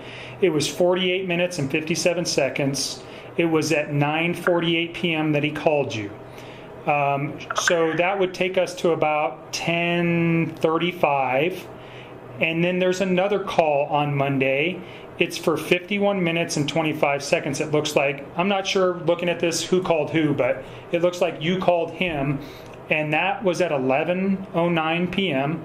That lasted 51 minutes, so that takes us to midnight. And then there's another phone call where he calls you. So we're now into midnight, Tuesday morning. It's a 30-minute phone call. that lasts until 12:38 a.m.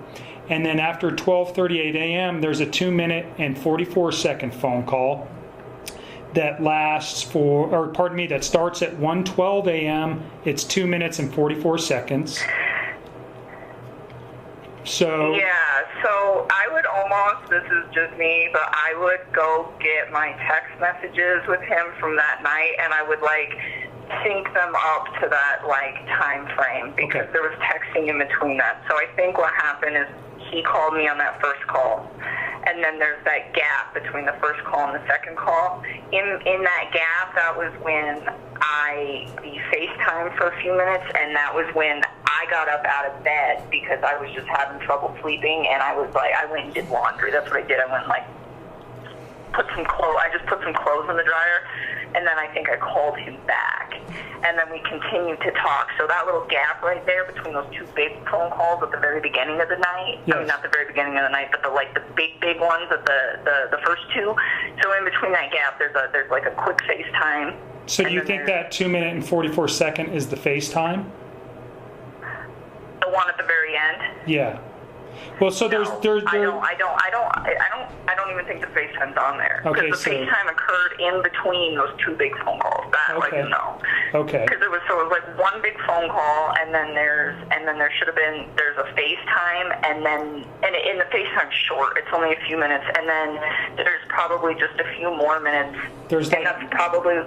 So there's a few more calls on Tuesday. So 1:12 is the 2-minute and 44-second call. That lasts till. Okay. So they're talking about all of these calls. Notice how she's bringing it up, and she's like, "Oh yeah, there's like that one call, and then there's that other phone call, and then there's like that other one, and we FaceTimed in between." This is what they're talking about here. Kobach had just finished asking her about the 111-minute phone call earlier. She didn't remember anything about that. So now they're talking about the Monday. And this is where Julie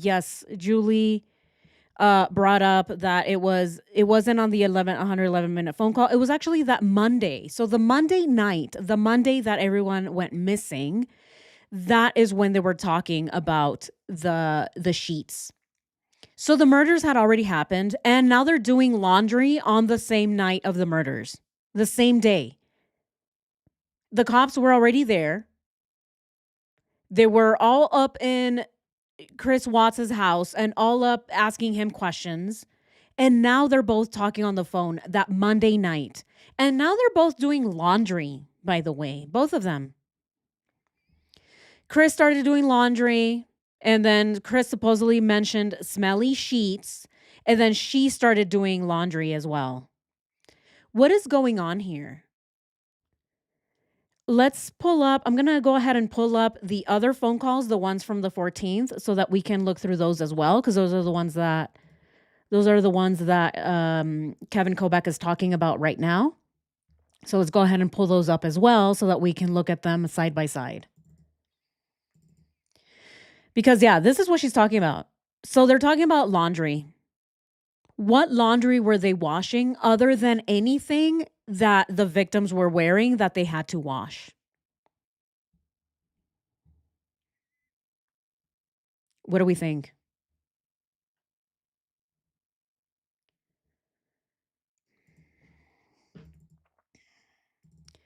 There we go. Okay. Here we go. This is the 14th. So these are the ones that Kevin Kobach is talking about here. Let's go ahead and pull these up. So it's these right here. So there's one.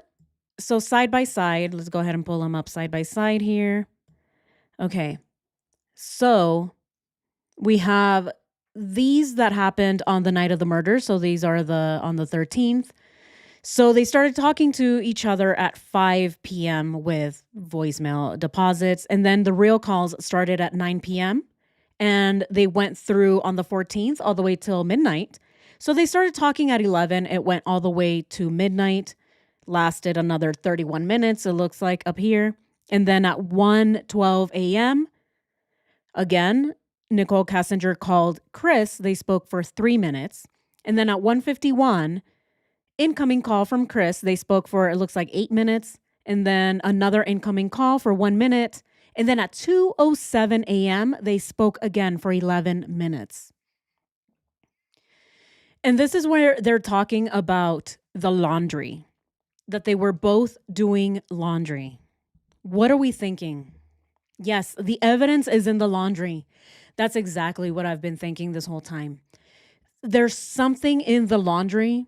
Someone either soiled themselves and both of them ended up washing whatever needed to be washed. So every time that Chris Watts is talking about the laundry and what the girls were wearing, this is just me again, and let me know what you all think. The way that I'm seeing this now, I believe that Chris Watts had put his daughters in whatever they were wearing that night. I think that probably after the girls saw what was going on, who knows, maybe there were more people in the house. The girls then became really scared and they hid. One of them possibly urinated themselves.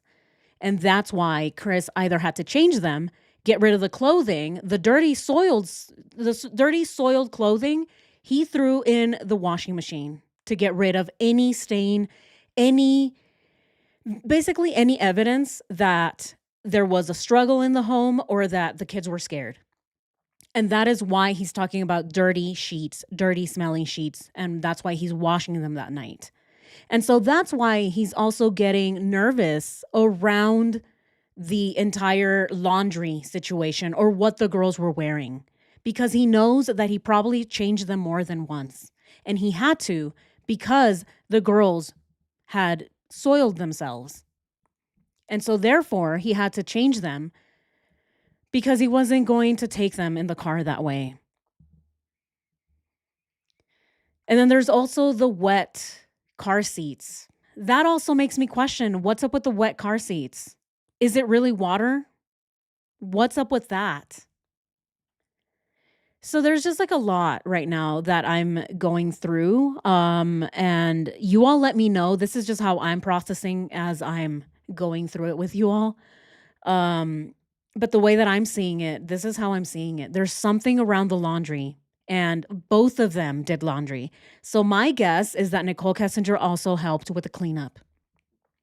Simply because of the way that she says it, the way that she's talking about it, and the way that Chris and Nicole both behaved around the laundry question and what they were both wearing. But what do you all think? Yes, the cleaning liquid. Someone also said that the house smelled like cleaning fluids. Right? It smelled very, very strong of cleaning detergent. What was he cleaning other than Shanann, right? Whatever he did to Shanann, he was probably cleaning up after her, but he probably also had to clean up after the girls as well. He had to make sure that he had to clean up the urine that they left behind. And he had to change them again because he wasn't going to take them like that in the truck, because then that means that they were also going to leave urine in the truck. And that was more evidence. So they needed to leave all the evidence behind in the house. He changed them again. That's why he can't remember. He's like, oh, well, I put them in this clothing and I had to change them. And so I put another clothes on them or whatever. Remember, Cece was found in only diapers. Do we know, did she only go to bed in diapers or were there shorts? Did Shanann put Cece in shorts before she put her to bed, or pants, or leggings, or something else? Or did they put her to bed in just diapers? Because that also does not sound right to me. It doesn't sound right that Cece was buried in just diapers. Or not buried, I'm sorry, that she was put in the oil tank in just diapers. Rox, do you think Chris put one baby in a tank and NK put the other at the same time to save time? That's why they were in separate tanks? It's possible. That thought has actually, before I wouldn't think about that, but now I have. The more that I look into this, the more it does seem like there were more than just one person involved in the annihilation of this family. And by involved, I mean as in Nicole Kessinger didn't just plan, she was also there to help. So at this point, who really knows? At this point, what we really need to focus on, now that we have a lot of this data, is whether or not it was possible for Chris to dump his whole family and get rid of them in that tiny, tiny bit of time that he had, which was what, like 30 minutes? He only had 30 minutes from the time that he arrived at Survey 319 to get rid of his family, to dig a hole, put Shanann in it, and then kill both of his children and put them in oil tanks, and then pretend like nothing happened. He had 30 minutes to do that. Is it possible that he alone could do it? Maybe. But I think what's more possible is that he had help. It's possible. Yeah, it is definitely possible that he put one of his daughters in one oil tank and somebody else put the other daughter in the other oil tank to save time. How could he hurt those babies? Exactly. Anybody notice that Chris and Nicole Kessinger were wearing the exact same top and bottom morning of the murders?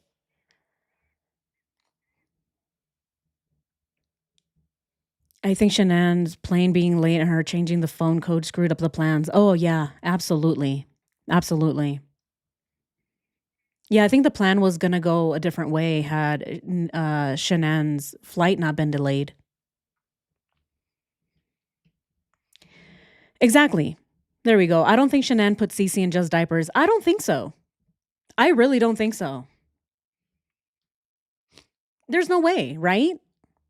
I think from what we know about Shanann, there's no way that she would put Cece in just diapers to bed. She would have her fully covered. She would have a full nightgown, the full two-piece. So I think that because Cece was in just diapers, it might have been either her, maybe. She was probably the one who soiled herself, or it could have been Bella. But either way, I think that either both or one was changed out of their original nightgown, and then everything else was put in the laundry so that they can cover up the evidence. Yes, no one mentioned smelling anything on him. NK reported feeling sick and that Jim was also sick. Oh, thanks, Claire. Oh, thank you so much. Nick found the phone. Yes. Yeah, so what do we think? What do we think about this? Here, let's continue listening to Nicole Kessinger and her voice. I don't know, Kevin. I noticed the smelly sheets, though. Approximately 1:14, and then there's a long gap until 1:50. So another 45 or 35 minutes, and then there's a 7-minute phone call. That phone call lasts till 1:58 a.m. And then there's a 10-second phone call at 2:07 a.m. followed by, I think he calls you and maybe leaves a voicemail or something, or you don't pick up. So there's a 10-second call, and then directly after that, there's a 10-minute and 24-second phone call. Okay, so I'm talking about the two at the very beginning of the two long really ones. Long ones. And is that when he's talking about the kids' yes, sheets? with the sheet. Okay, so yes. I will help you line this up. Like, I almost want to just come in there and like drop and drag all of my texts to where they were going with this. Oh my goodness, Nicole. I almost want to come in there and like help you guys and show you all of my texts, except I don't know how to connect to the Wi-Fi. I really wish that I can come in there and show you guys, but unfortunately, I forgot my Google password. You guys, oh my God, I want to help you so much, Kevin, but oh my God. Verizon went out of business. Oh my God. It's an excuse after excuse. But here she's like, oh, I don't want to talk about these calls, Kevin. I don't want to talk about the ones that you think are really suspicious. No, let's talk about the two big ones. Yeah, let's talk about the two big ones. The 50 and 52-minute ones. So those are the ones that Nicole Kessinger wants to talk about. No, not the ones that you want to talk about, Kevin. Oh, no, not those. The ones that happened at 2 a.m. on the day of the murders? No, I don't want to talk about those. Let's talk about the 50-minute, the two big ones. Yeah, the two big ones. So let's hear her talk about the two big ones. She's going to talk about the two big ones, y'all. You know what? We may meet and do that here coming early next week.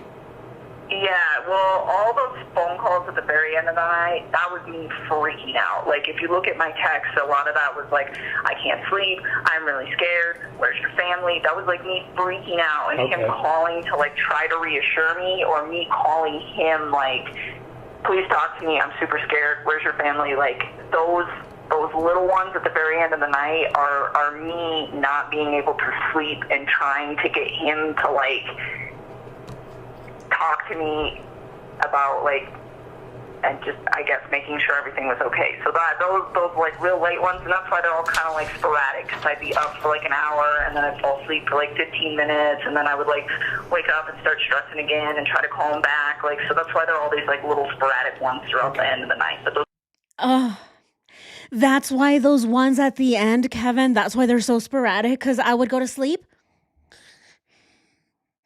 And then I would wake up 15 minutes later and call him and mom, where's your family, Chris? And then I would go back to sleep. And then I would wake up in a panic and call him again. Chris, where's your family, Chris? And then I would worry, and then I would go back to sleep. And then I would wake up again 5 minutes later and call him again and ask him, Chris, where's your family, Chris? Does anybody actually believe this? Is that even believable that she would, oh my God, where's the family? I'm so scared. Really? Really? She's saying that she would wake up so scared and then she would call him. Look, she called him at midnight. They spoke for 31 minutes. Oh, I'm so scared for 31 minutes straight. And then again, and then for 8 minutes, she just told him, I'm so scared, Chris, where's your family? That's what she's trying to convince Kevin of. That for 11 minutes, she just called Chris because she was so scared. Oh, yeah, it's just like 15 minutes. Yeah, I would like go to sleep and then I would wake up and ask him, where's your family? Really? I can't stand her voice. None of this is believable. None of this. Let's continue listening. those two big ones. So yesterday we talked about Tuesday was mainly text messages regarding your confrontation about his wife being pregnant. Yeah. Is that accurate? It is, and I mean, I guess those phone calls were on Tuesday morning, but for me, it was still Monday night. So when I was talking to you guys last night, that's how I referred to it, because I hadn't gone to bed yet. Okay. You know what I'm saying? Yep. No, that makes sense to me. Okay. So. Okay. So I guess those technically were on Tuesday, but according to my daily sleep schedule, that was still my Monday night. Right. So the last phone call. With him on Monday, well, it basically starts into Tuesday. It takes you all the way to Tuesday. It actually ends basically at midnight on Monday, August 31st. So his wife gets home. Yeah, exactly. Nicole Kessinger says she wasn't even worried until Tuesday. But now she's saying that on Monday night, because of my sleep schedule. So according to my sleep schedule, it was actually still Monday because my eyes were still wide open. So according to my very specific sleep schedule, Kevin, it was still Monday. But I thought it was Tuesday. Yeah, but you're saying it's Tuesday? Oh, okay. Yeah, it's Tuesday then, I guess. Yeah, she's saying that because it was still midnight and she hadn't gone to sleep, it's still Monday. But now we've heard her say that she didn't actually start to become worried until Tuesday. And now she's saying the opposite. Now she's saying, I was actually really worried Monday night going into Tuesday because I was asking him, where's your family, Chris? Where's your family? Is she for real? All of the lies, they're so scattered that she can't even keep up with them. She can't keep up with any of these lies. Sometime at about 2 o'clock on that morning. So No, she got home on Sunday. Pardon me, She got Sunday. home on She got home on Sunday. So did you ever talk to him late on Sunday night? No, we were on the phone, but I mean, I had to let him go and get up and go to work. That was So the 9 to 11 call that it was like a 2-hour phone call we talked about yesterday on Sunday night from 9 p.m. to. Notice how she was asked the question, did you talk to Chris on Sunday night for a really long phone call? And she says, no, we were on the phone. The question was, did you talk on the phone with him? And she says, no. Yes, we were on the phone. So the answer is yes, they were on the phone, but she answers with no and then yes. Notice the way that Nicole Kessinger answers these questions. They're very much only meant to confuse the person. The way that she answers is never direct because she doesn't want to directly lie. And that's the thing with Nicole, is that she's very smart about this. She won't say yes or no. She'll say yes, kind of, maybe, but listen to this. Listen to my very specific explanation. And then she rambles on and on and on. And that's how she distracts from the original question. So here she was asked again about the 111-minute question, and she says, yeah, no, or no, and then yeah. No, I wasn't on the phone. Yes, I was with him, on the phone with him. So she just lied. She said yes and then no. 11. And that would have been the last time that I talked to him until the work day on Monday. And that's when he texted you at like 3:45.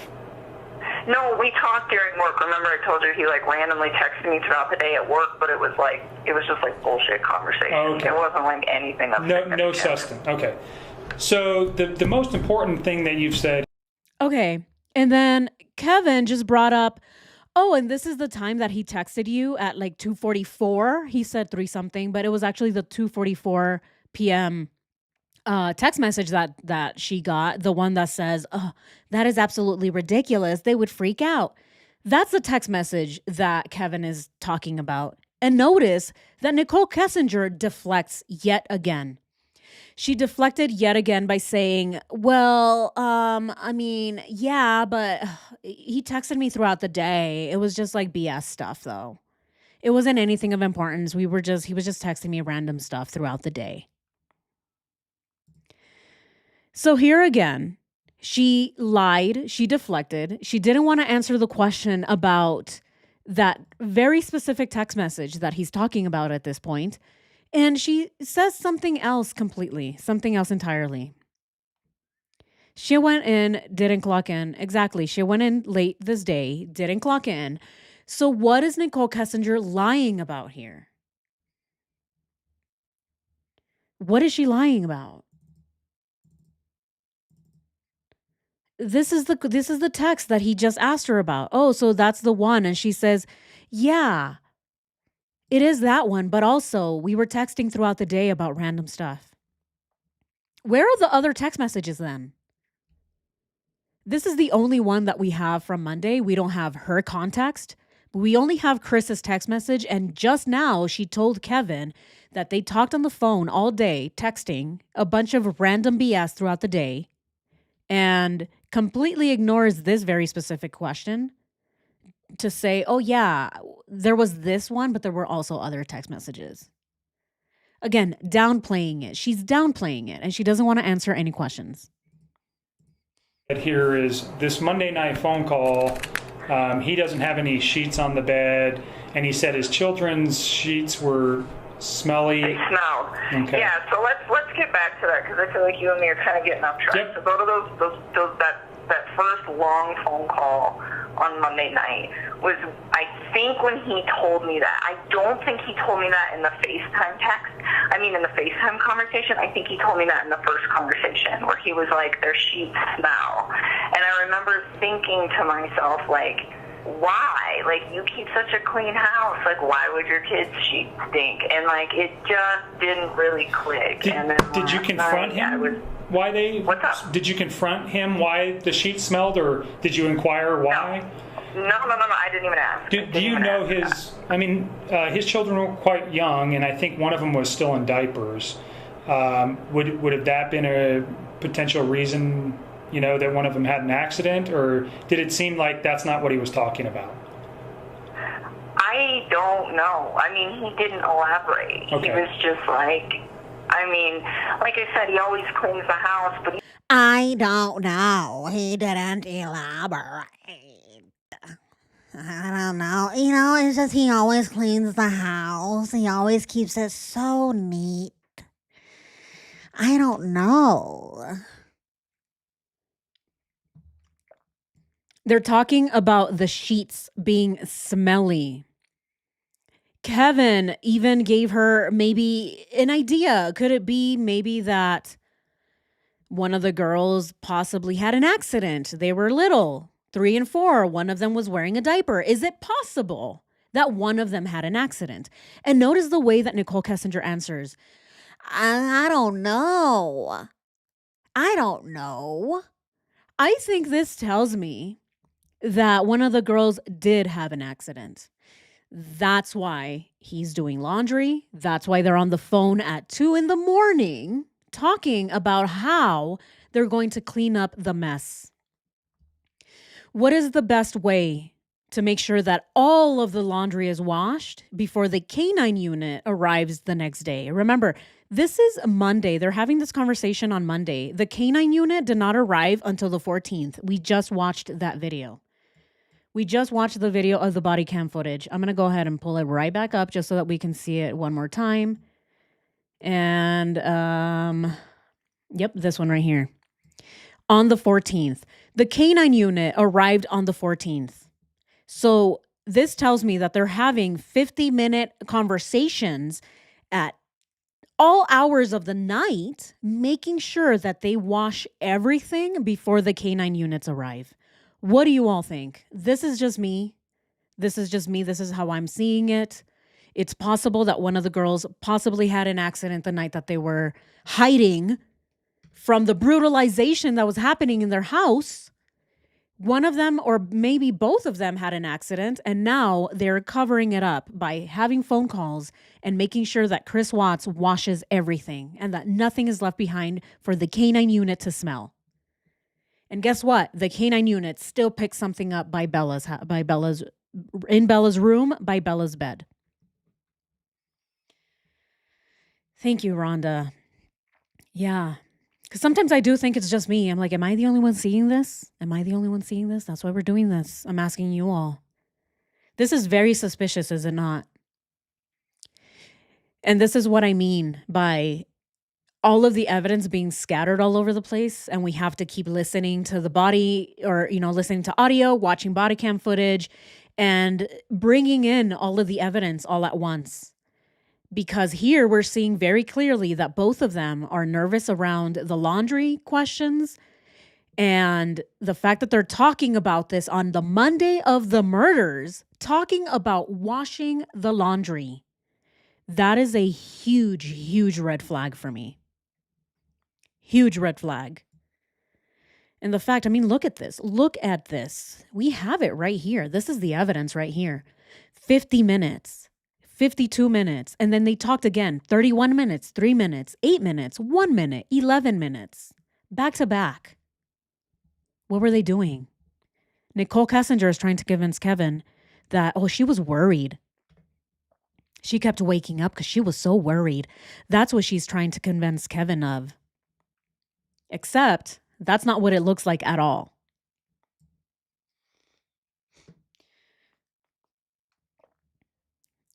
Exactly. We can't all be wrong. Or, the thing is, maybe we can, but the likelihood is low, I think, in my opinion. Because all of us are seeing the same thing. We're all seeing the same thing. It's not just a few channels or a few people. It's, I want to say, the majority of us. The majority of us are in the consensus that Nicole Kessinger was probably there that morning. And the more and more we look at it, the more it's starting to look very clear that she was probably there also washing clothing, doing the laundry, cleaning the carpet. Who knows? Who knows? What were they doing?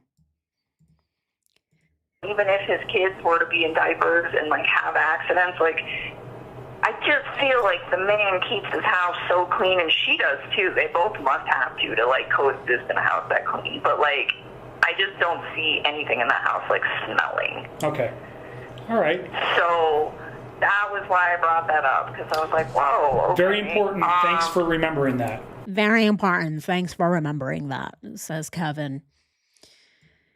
And again, her explanation for why she brought it up is also very weak, in my opinion. She said that she only brought it up because she thought it was really weird that something smelled in the house because they were both very clean people. That is such a weak argument. I mean, I consider myself a very clean person, and who knows? My cat might take a deuce. And guess what? The room is smelly now. But I'm still a clean person. What if I'm on the phone with my friend and I tell them, hey, oh my gosh, I have to go clean the litter box. It's so smelly. Is anyone going to think it's weird that the litter box was smelly? Of course not. I have cats. Yes, I'm a clean person, but my house is going to smell when my cats take a deuce. Obviously. Is that not, I mean, come on. Really? I'm a very clean person, and sometimes I leave a dish in the sink. Oh, I thought it was really weird there was one dish in the sink. Oh, I thought it was so strange, though, because they're so clean. I don't think anything would smell in the house. Oh, my God. Really? I mean, really? That is such a weak argument that she's saying, oh, I just thought it was weird that the sheets smell. Yes. They have children and they can have accidents. Yeah, he's a clean person, and that's why he's washing the laundry, because he's a clean person. He smelled it. It smells nasty. So he's washing it. Duh. So the argument is already very weak.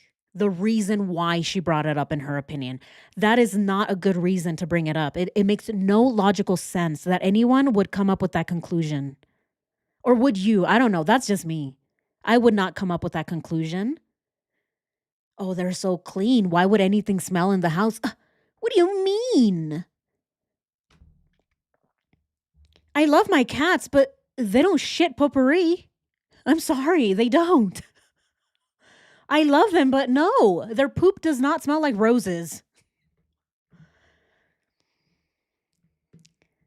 And guess what? I still have to clean it.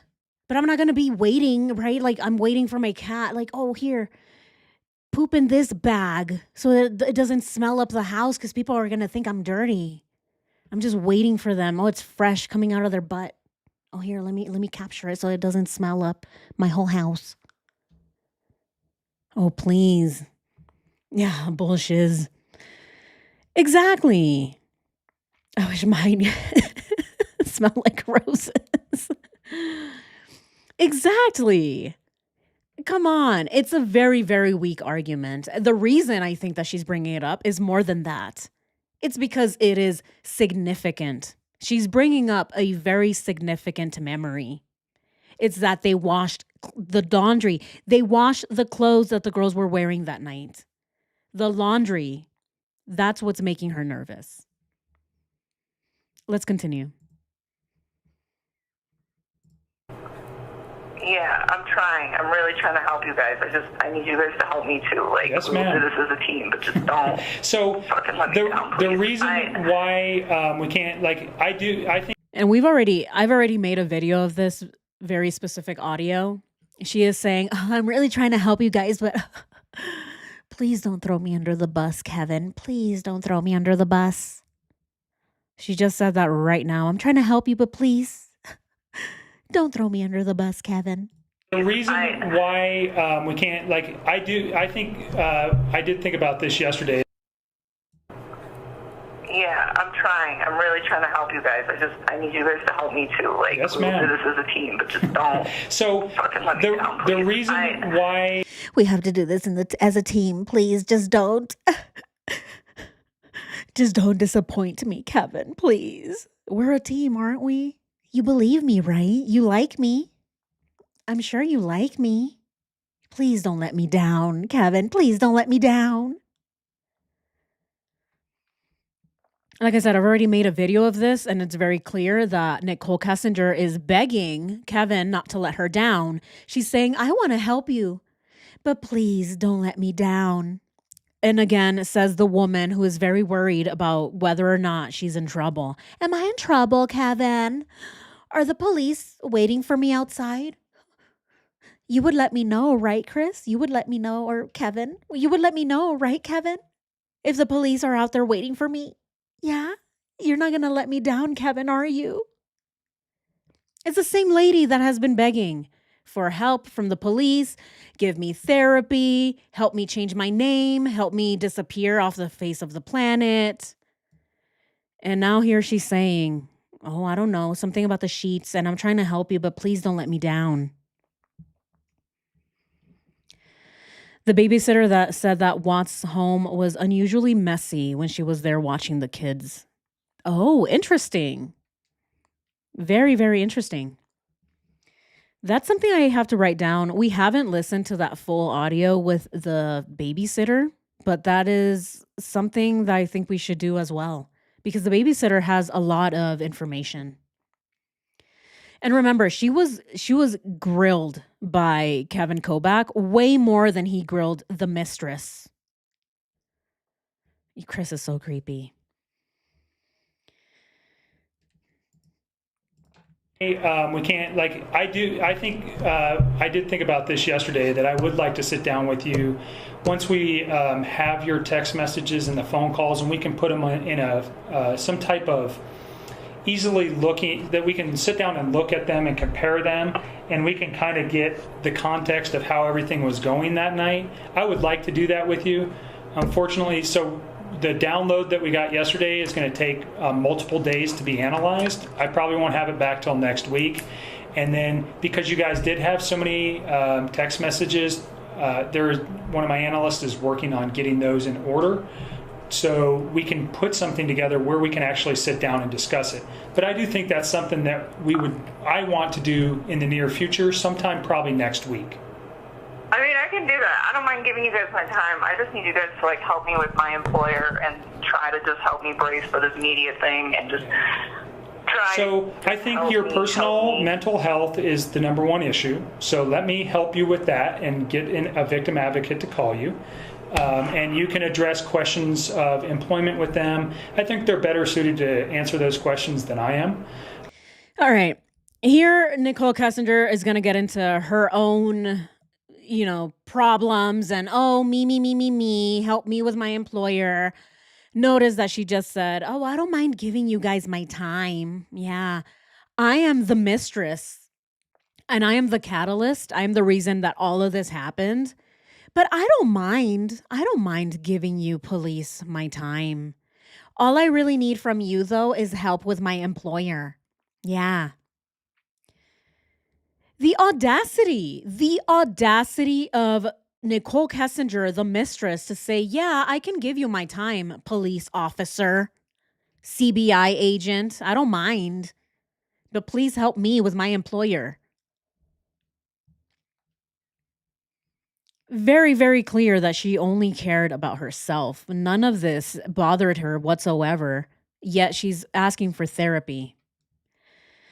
But what do we think about this so that we can move forward in our calendar and move forward with our theories? What are we going to say? What are we going to move forward with regarding the laundry? Regarding the laundry, what are we going to think about this? Do we think that there is more to this, or is this really just a coincidence? I don't think it's a coincidence at all. I don't. I think that there's more to it. But what do we want to talk about? How do we want to move forward with the calendar? Here's the calendar. So for the calendar, we can go ahead and put here that on Monday. So this was here. So on Monday is when they had the call about the sheets. So that means that the sheets were soiled Sunday night, right? Sunday night or the Monday morning. The evidence is in the laundry. Yes, Shelly. So let's go ahead and add here. Now we're going to add the sheets. All right. So the sheets call, right, happened that night. And that happened between Chris and Nicole. So let's go ahead and put it in red because they are walking red flags. So here we have it. So now we have a lot more things that happened on Monday. We have the sheets, dirty sheets. In fact, let's just put dirty sheets instead of sheets call. Let's go ahead and put dirty sheets. Dirty sheets. So now we're able to visualize it. When did the sheets get dirty? Rocks, but why didn't Chris wash the pillowcases and the sheet that were found in the kitchen trash? I don't know. What do we know about the sheet and stuff that were found in the trash? Why would he put them in the trash? So the sheets that were found in the trash. So what do we believe happened with the sheets? Was he trying to wrap someone in him? And then he put them in the trash? Or what do we think about that? Dirty sheets, dirty sheets. But they were never followed up on. Exactly, they were never followed up on. What innocent person Googles, how long can police get my phone data? Yeah, I mean, how many red flags do they need? Exactly. Police presented them on the table.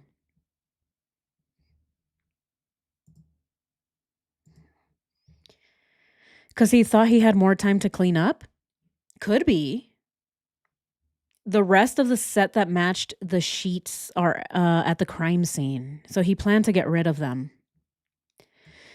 Okay. Yeah, so that's the question that we have then. So he threw sheets. He threw some stuff in the trash can. He talks about doing laundry. So the thing is that their plan was, their whole plan fell through when the police showed up. So it could be that he threw some stuff away. He was planning on getting rid of it. And since the police showed up at his house, he couldn't get rid of it anymore. But the Monday that he's talking on the phone with Nicole is talking to him about possibly the other things that he needs to wash. So I do think he messed up. I do think that he probably thought he had more time. He threw them in the trash. He thought he could probably beat trash day. He didn't. And the police showed up. Nicole Kessinger and Chris Watts are talking on the phone on Monday. Excuse me. Ooh, excuse me. They're talking about it on Monday night so that they can have all of their bases covered. That's what they're talking about. And so Nicole is telling him, oh, make sure you also wash all of those other things.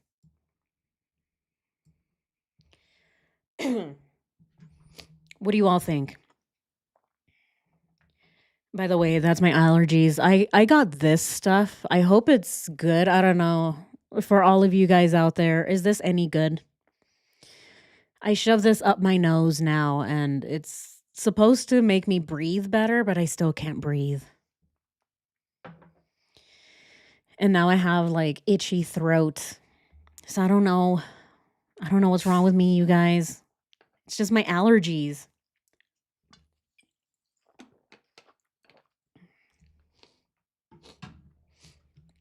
Yeah, I have severe allergies, you guys. No, it's overpriced. Oh no, really? Oh no. Yeah, I don't know. I don't know what to do anymore with these allergies. I do have to go to the doctor and get checked.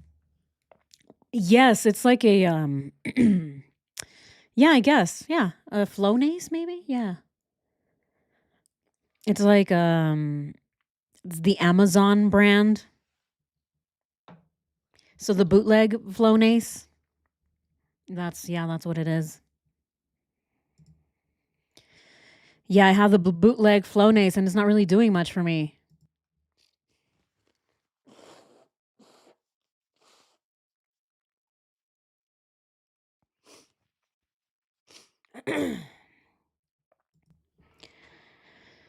But I am starting to feel better, though, a little bit. Still itchy throat, though. Still have the itchy throat. Yeah, real Flonase. Okay. So not the bootleg version is what I'm getting. Okay. So I shouldn't get the Amazon brand. I should get the real Flonase is what I'm hearing. I don't know. This one had really good reviews, though. Allergy symptom reliever. It's what it says. Nasal spray. Try oil of oregano. Ooh, I'll try that. Ooh, Zyrtec. Yes. Zyrtec. All right, I'll give that a shot. But yeah. Flonase is good, but there's possibly a rebound congestion. That's probably what it is. Yeah, because I do feel it's clearing out my sinuses, but now I feel it in my throat, where before I felt congested, right, like here, my cheeks. Now I feel it in my throat, but it's flushing out of my nostrils. I don't know. It's really weird. $30 for a small bottle. Oh my goodness. Oh no, you're allergic to your horse, Lisa? Aw. I might be allergic to my cats, but hey, you know what? Too bad. I guess I'm going to live with these for the rest of my life. One in each nose. One in each nostril, I should say. All right. Too bad. My cats are my babies. I'm just going to have to live with allergies for the rest of my life. It's fine. Flonase in each nostril. That's totally fine. But yeah, look at this. It's starting to be put together now. All right, Kelly. See you next time. Thank you so much for joining. I'm allergic to my cat. Non-generic brand works just as well. It's the brand name you pay for. Yeah. Yeah, that's what I thought too. I'm like, oh, I don't know. It has the same active ingredients as Flonase. And so I thought I'd give it a shot. We'll see. But yeah, this is what we have so far, you all. So we have on Monday they were talking about the dirty sheets. So then what is going on? When did the sheets get soiled? Monday morning or Sunday night? A lot of you theorize that maybe Cece was already gone on Sunday night. Is it possible? Maybe. Especially since they were talking about doing the laundry and they were talking about sheets being dirty. Who knows at this point? But look at that. Now we have the dirty sheets are in here. And then we have, what is the other thing that we have here? Nicole Kessinger was talking about a phone call. She's talking about these and then the other ones that happened, the 50-minute ones. These are the ones that she's trying to get Kobach to focus on because she doesn't want to talk about these. So that tells me, again, just like the 111-minute phone call, she doesn't want to talk about the two things that make her very nervous, that in my opinion are probably going to link her to her being there. Anything that is incriminating in her eyes, she does not want to talk about. And that is the 111-minute phone call and all of these little phone calls that happened at midnight going all the way till 2 a.m. Talking about laundry. How interesting, right? How interesting. They're talking about laundry the day of the murders. It's coming together. I think it's definitely coming together. Absolutely. So I think for here, we're going to move on and with the theory that something happened around the laundry. So therefore, now we have to look into the actual body cam footage of the canine units around Bella's bed. Excuse me. I'm down my throat. So we have to look at that around Bella's bed. And now we can move forward and look at all of the other text messages that were coming in between Chris and his friends throughout this day, because this day is very important. Listen to what Nicole Kessinger was saying. She's saying that, oh, they were texting on Monday. On Tuesday is when she became worried. And we just watched Chris on his phone texting all day. So who was he actually texting on Monday? Or yeah, on that Tuesday, I should say. Because here we see that there are no phone calls. There are no phone calls to Chris Watts at all. Except for the morning of. So very interesting. Very, very interesting.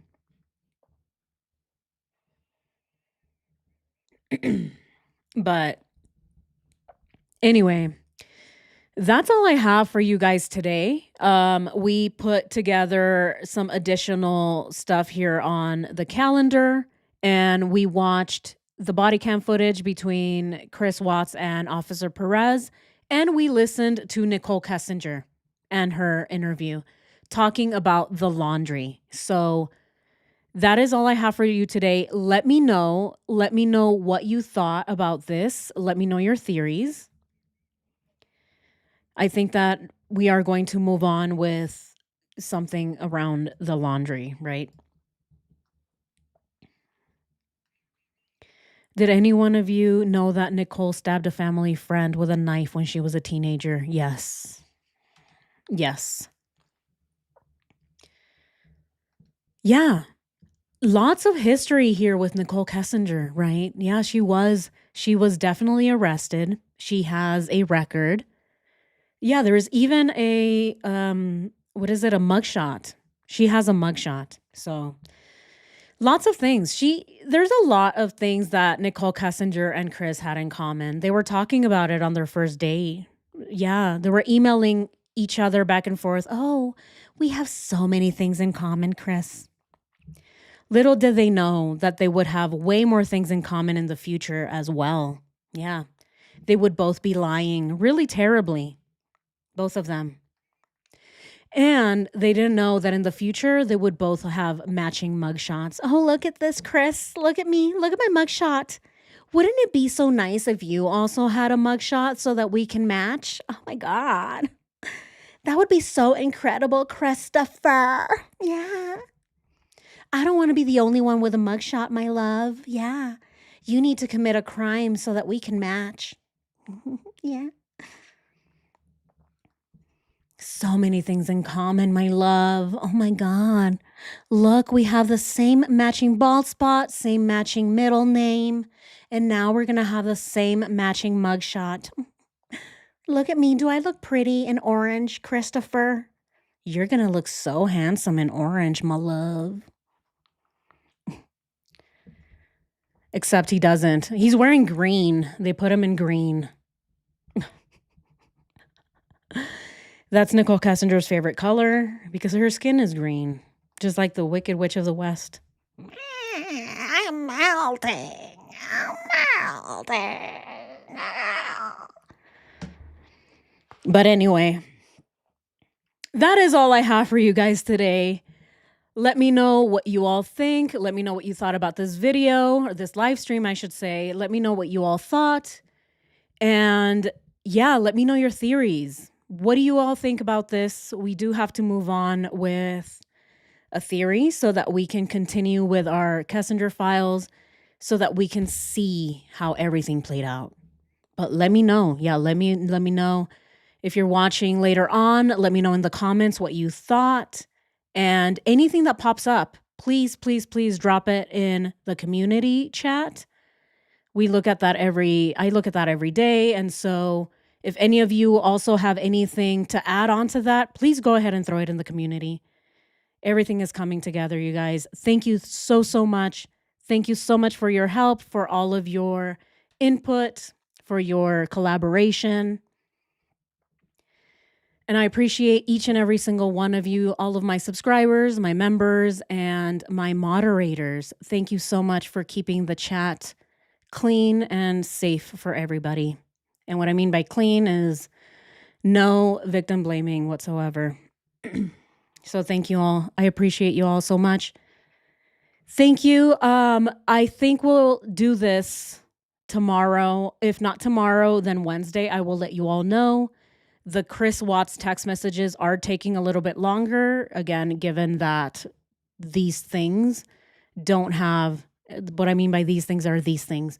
These videos, these body cam footages, none of them have timestamps on them. So it's taking a while to piece everything together because everything's so scattered. But with your help, we'll get there. Thank you. Thank you. Happy Monday, everybody. Thank you all so much for joining today's live. Enjoy the rest of your week, and I'll see you next time. Bye.